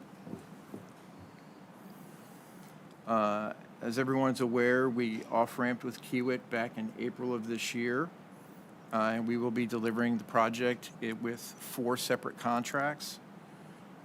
In May, on the 19th, we held a virtual industry forum, and then we followed up with an in-person industry forum on June 18th. And that in-person forum was specific to the large marine contract that's associated with the delivery of the project. I do want to emphasize that even though we've off-ramped with Kiewit, work with them continues in terms of early work packages that we have negotiated with them. For instance, the temporary access trestle that we negotiated, they continue to construct that and are currently out there installing piling and steel beams and decking. That work will continue through the end of the year.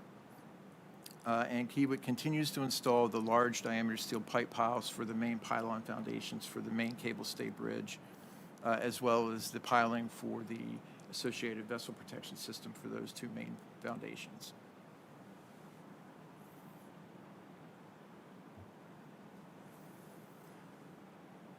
Next contract is BB 3027. This is eastbound Bay Bridge deck replacement. This is phase 2. And this will include deck replacement on deck truss spans.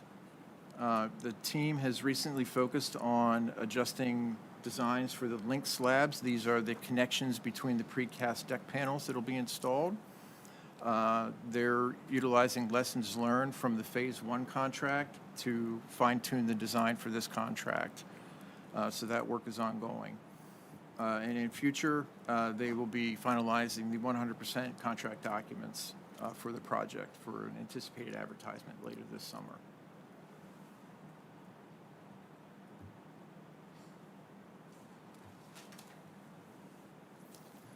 Next contract is KH 3025. This is a new maintenance facility to support the northbound ETL program and the general purpose lanes. The team recently received their MDE permits for the project, and there's been ongoing design efforts to realign an entrance to the facility, as well as some adjustments to the drainage systems on site. Future work will include coordination with Baltimore County on a septic field permit, as well as service coordination with BGE.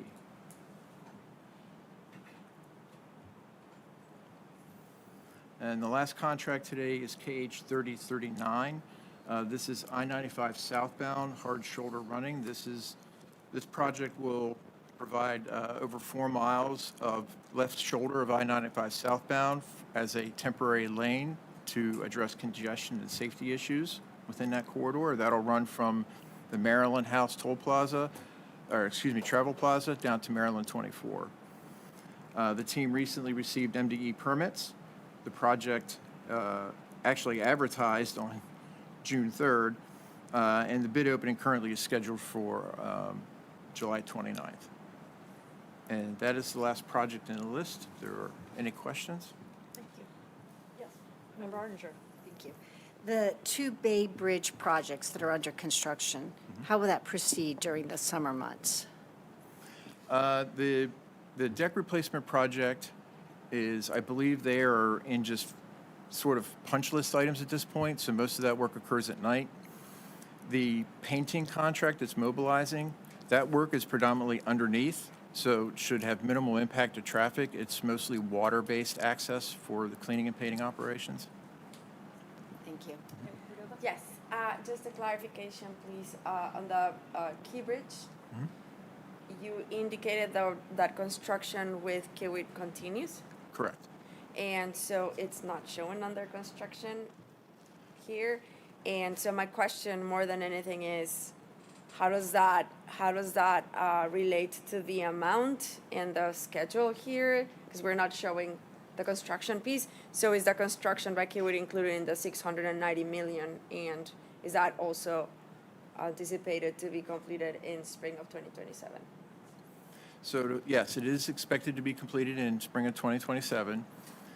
The contract's a little bit of a nuance. It was a progressive design build, so the contract we have with Kiewit is actually a Phase 1 contract, and that is predominantly design-related.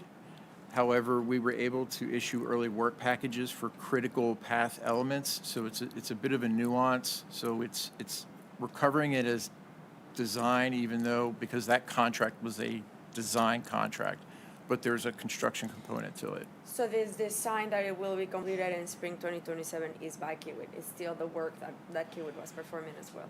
So It's design yes. and construction. by Yes. Kiewit. The PDB. Yes. Yes, got it. Okay, great, thank you. Any other questions? Yes, Member Carroll.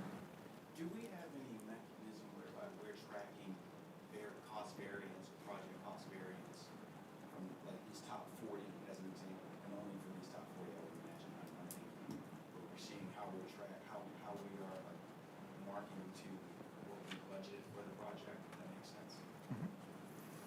So our contracting teams or our construction teams, they monitor the budgets when they're in construction. It's tied to their CPMs or their critical path method schedules. And then our teams typically tie completion of certain elements. They assign dollar values to various tasks, and they're monitoring those tasks based on completion, and then we estimate how much we think we're going to be spending versus how much we're being invoiced against. And as a follow-on to that, is there a way maybe, which we might think about moving forward, having maybe another category that says we're onto our hip, we're under budget, underperforming, overperforming, like just something that gives us some idea of where we're mile marking the projects, of the ones that are of consequence or most consequence of state. Yeah, I mean, I think we do that quarterly with the CTB updates that Jennifer does when we're tracking up and down. So we'll have to think about whether, there's something we can kind of like merge between that report and this so that it's in one place for you. Or even Jennifer highlighting, maybe she highlighting on her report, those that correlate with the 40 that we're tracking. And listen, I'm word salad. I think we'd probably do it here with the engineer rather than in Jennifer's, but we'll take some information there and try to figure out how we can add it to this report. The team just gave an update. I got an update yesterday actually on these leading up to this, where we have some of those metrics shown. So we'll see what we can do. Yeah. Thank you very much. Thank you. Item 14 on the agenda is Civil Rights Fair Practices Socioeconomic Programs Update. And we'll turn to Kudria Ward.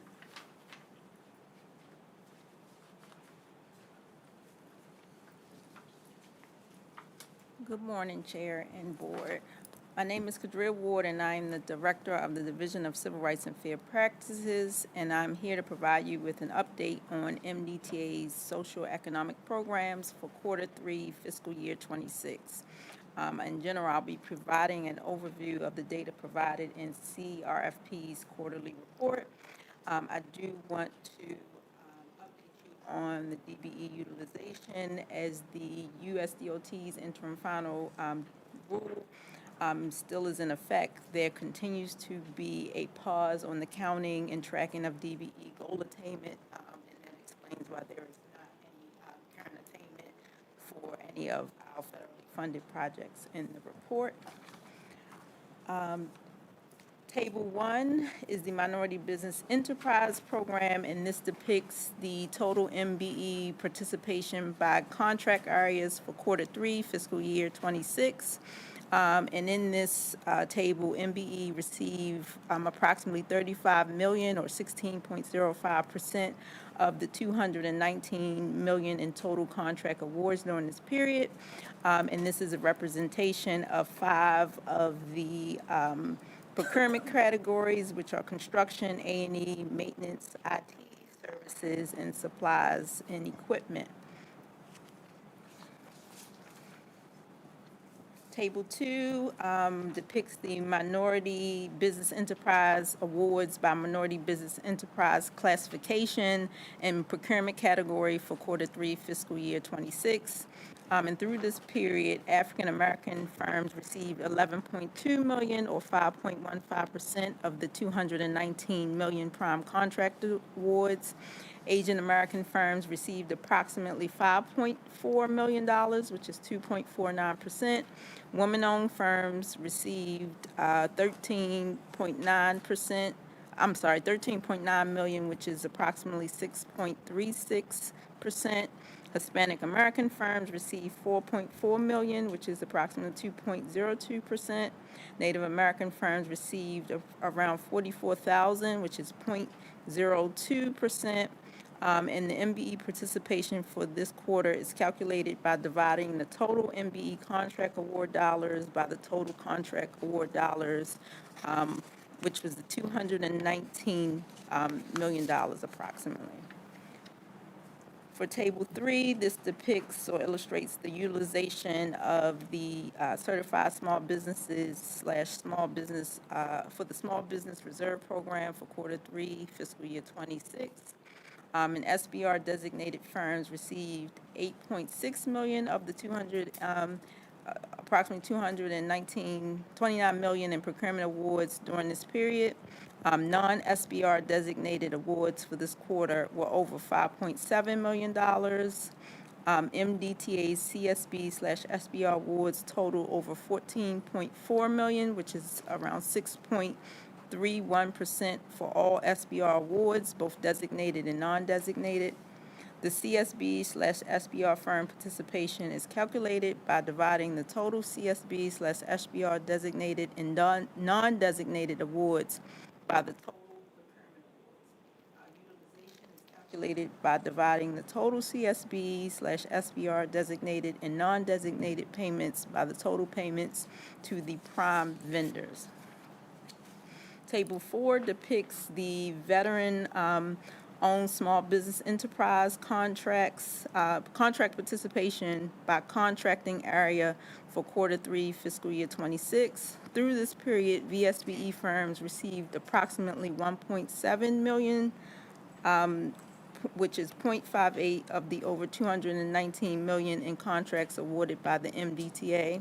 VSBE participation for Q3 fiscal year '26 is calculated by dividing the total contract award dollars to VSB firms by all contract awards. And that concludes my report out. Are there any questions? Thank you. Any questions? Thank you very much. Ms. Thank you Ward. so much. Turn it over to Member Ardinger for an Audit Committee update. Thank you, Madam Chair. The Audit Committee met on June 16th, 2026.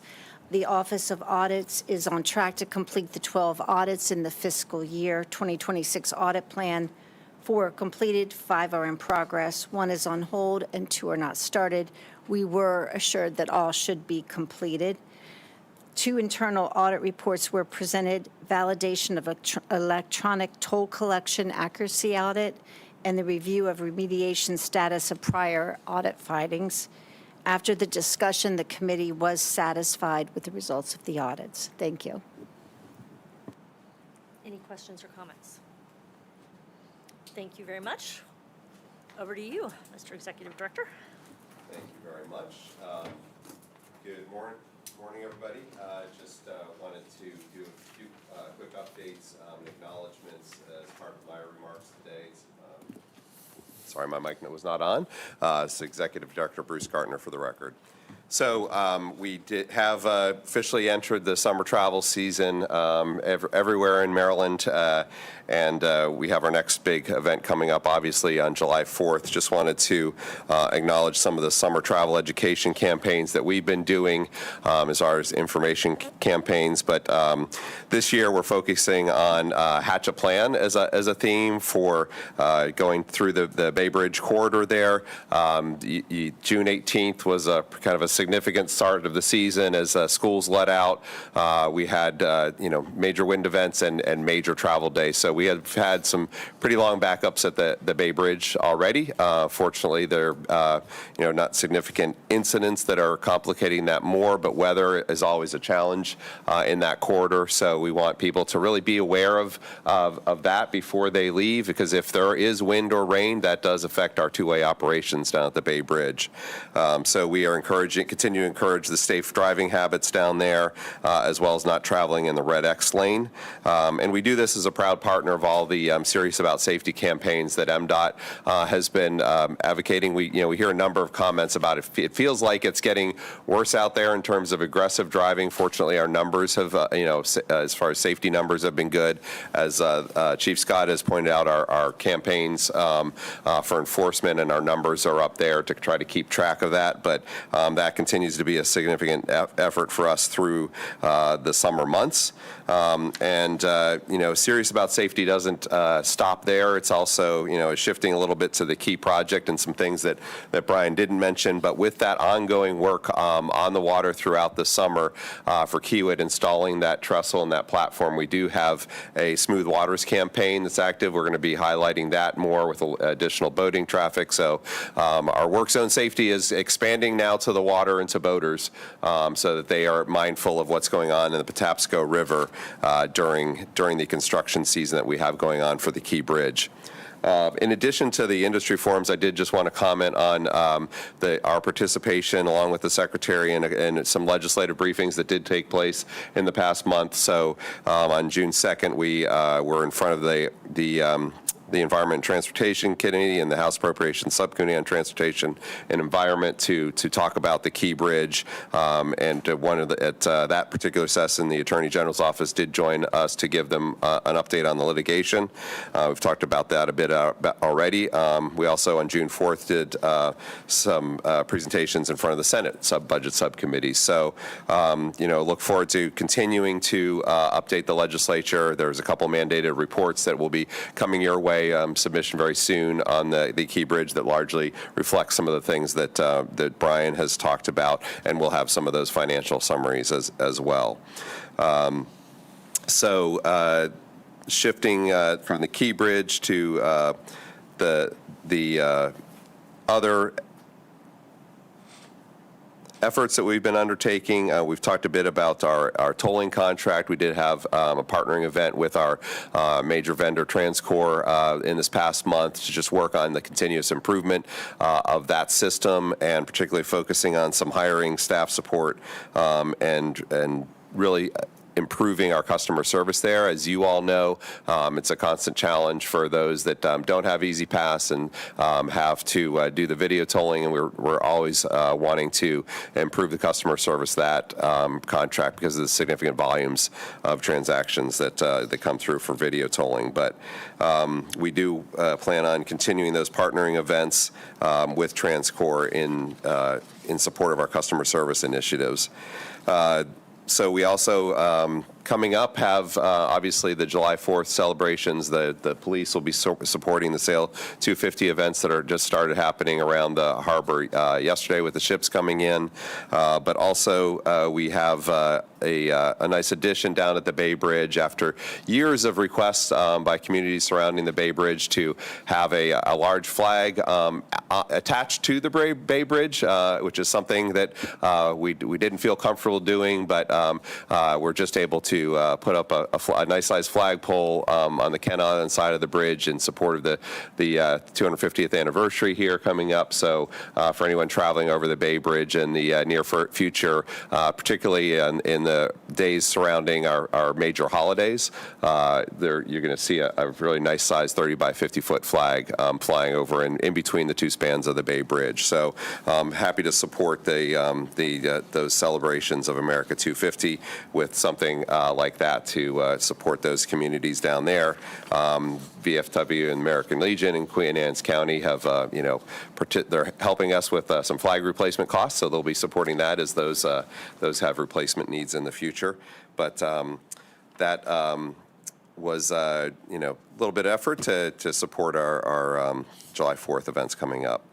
So other activities that we did participate in included the MDOT Safety Fair at the cruise terminal on June 17th.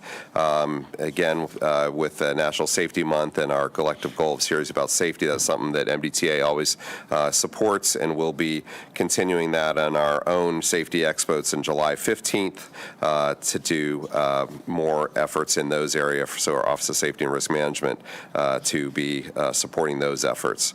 With one thing we didn't mention previously, so Corderia's team did host an event with doing business with MDTA, quarterly event that we had about 45 participants in that, offered a Key Bridge presentation there because we did have an overcapacity room and had to turn people away for one of the industry forums for the big design build project. So as always, there's a lot of interest in the work that we do here on the capital program for MDTA. So thank you to Kadria and her team and procurement. Jeff presented at that as well as engineering. So coming up in short order is the Bay Bridge Reconstruction Advisory Group on July 1st that will be meeting down at the Bay Bridge. So those are quarterly meetings where we engage with the communities around there. I'm sure we'll hear a lot about the challenges, and Melissa will be doing another update on the Bay Crossing project and our advancement of that over the past several years. I'd like to close by just acknowledging a couple significant retirements for longtime MDTA employees. One who is in the back of the room here today, but I'm going to start first with Eric Wilson. So did Eric's here too. He was just hiding behind the column there. So the system was not, doing Eric any favors today with the challenges, but just want to recognize that his long-term efforts after 31 years of dedicated service to the MDTA. So, thank you, Eric.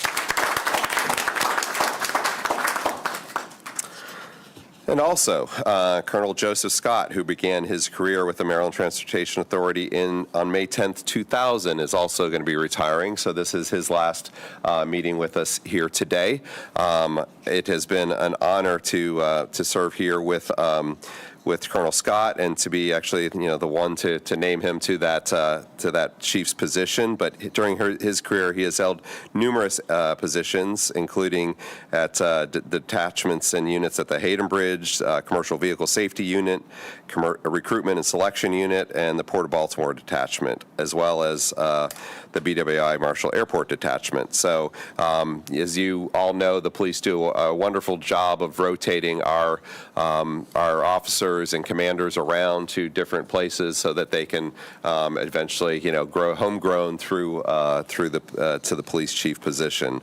But there's numerous other positions that he's held. We look forward to some of us being in attendance tomorrow for his retirements. And then again, so last day is June 30th, correct, sir?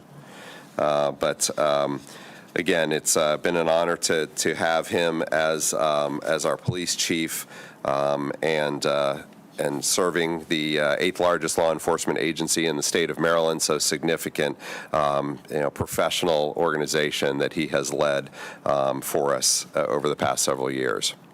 So I think it might be appropriate to turn the mic back over to the chairman and the board, because you all have, obviously some probably thoughts on that as well. Thank you. I hope. Eric took my picture nearly 9 years ago, and he still has his hair, and I still don't have mine.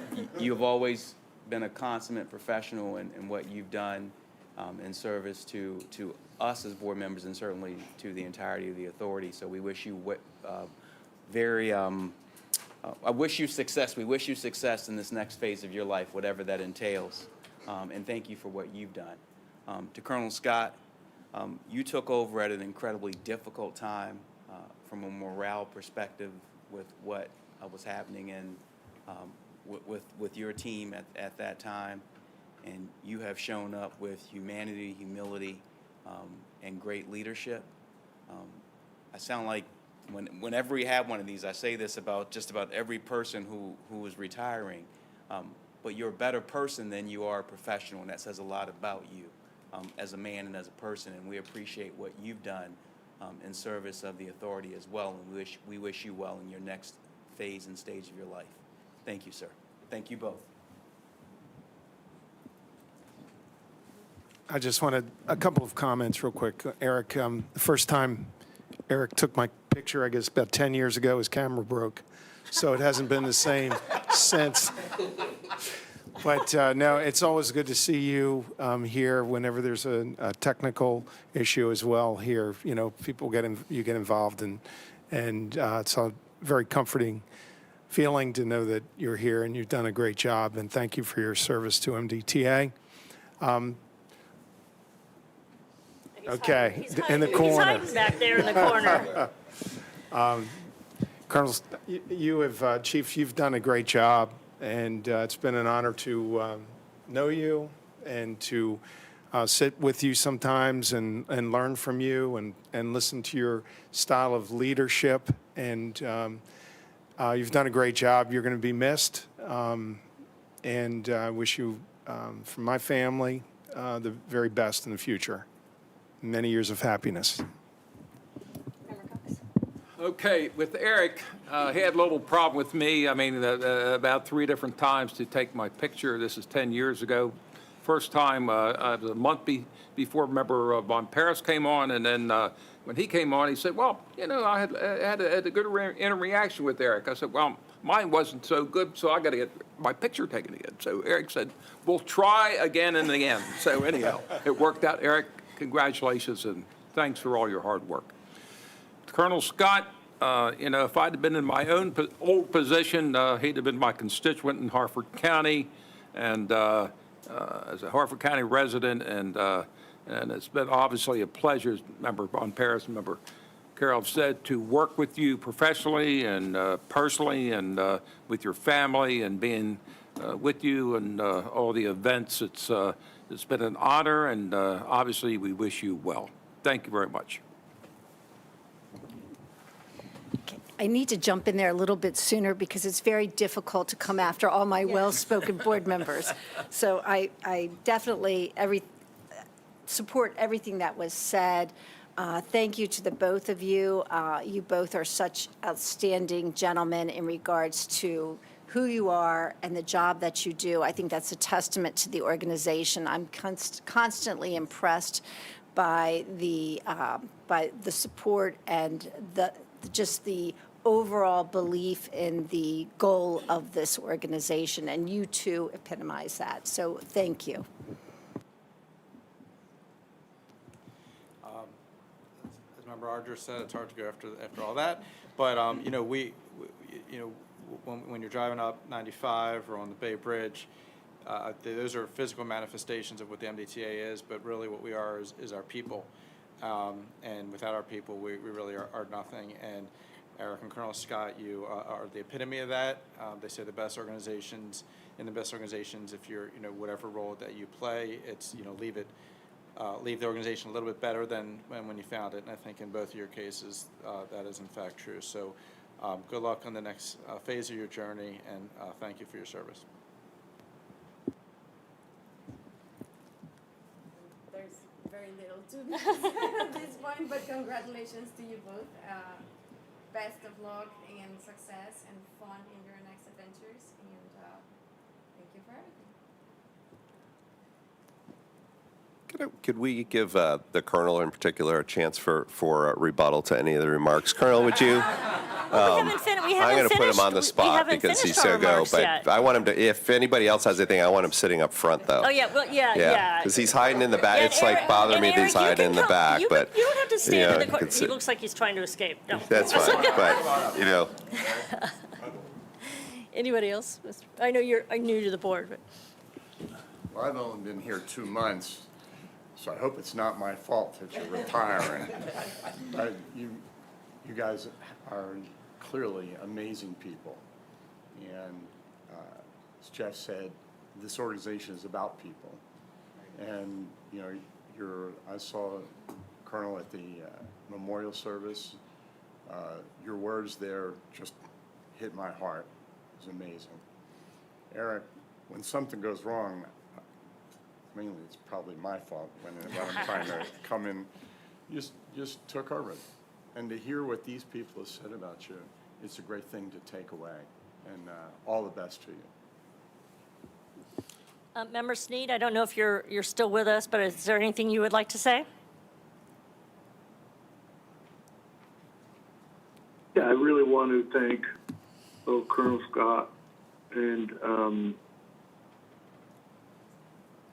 Eric for all their contributions they made during the time I've been serving on the board. I really appreciate the personal touch they gave to serving the board and MDTA and the citizens of Maryland.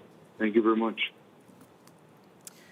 And I would, again, the kudos are exceptional as they're very much deserved by both of you. I have come to appreciate over years of my career that there really is no higher calling than public service. And Colonel, you and Eric have set an exceptionally high bar for what quality of service and dedication looks like. I always kind of panic when we lose good people through retirement, although it's very much deserved and you are entitled. But I do take comfort in knowing that you have left us in a very, very strong position.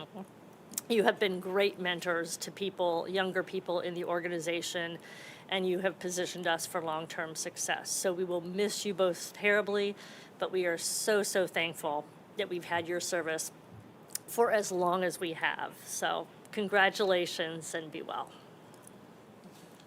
Well, thank you, Madam Chair. Thank you, Bruce, for putting me on the spot. I appreciate that. It's my last chance, so I had to do it. No, it's been a phenomenal 2.5 years.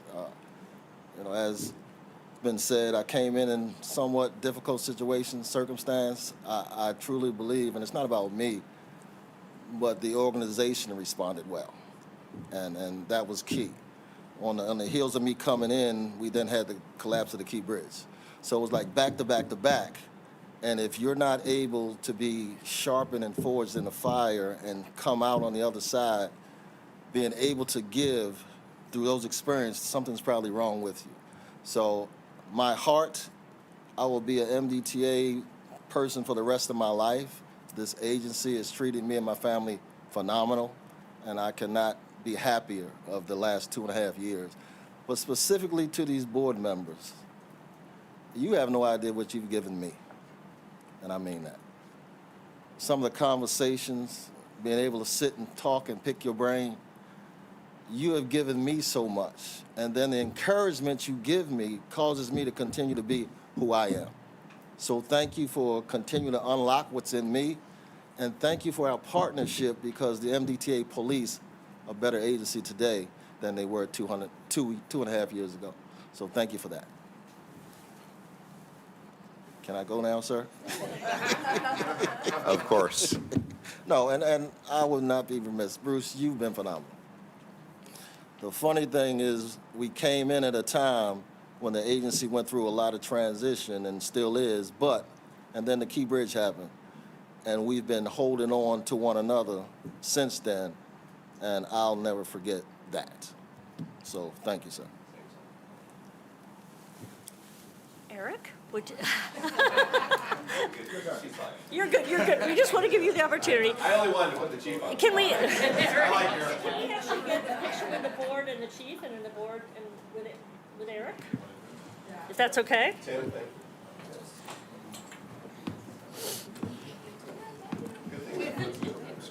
Oh, you're fine.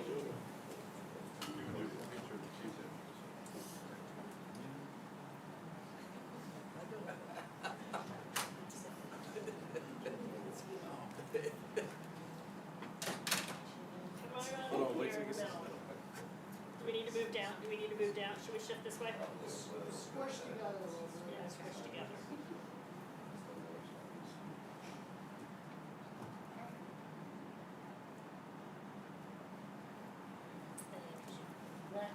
Next. Next.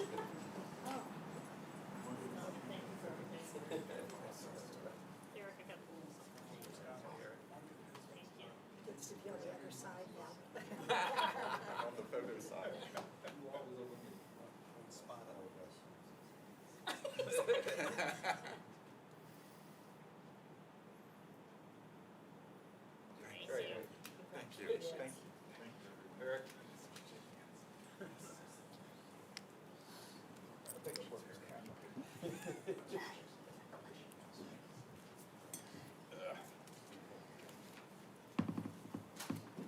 All right, anything more?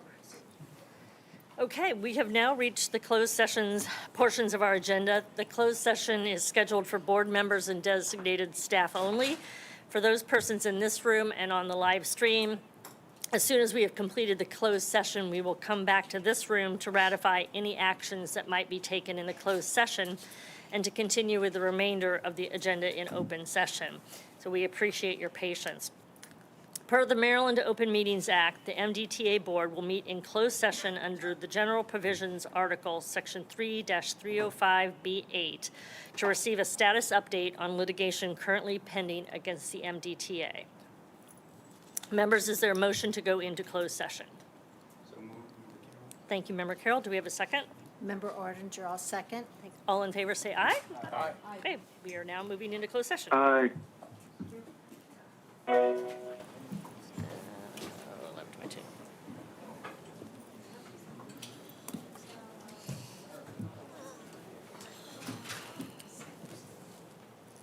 Thank you. Ladies first. Well, you go first because I No, gotta no, get no, up. I no, gotta get no. up. Oh, no. I gotta move.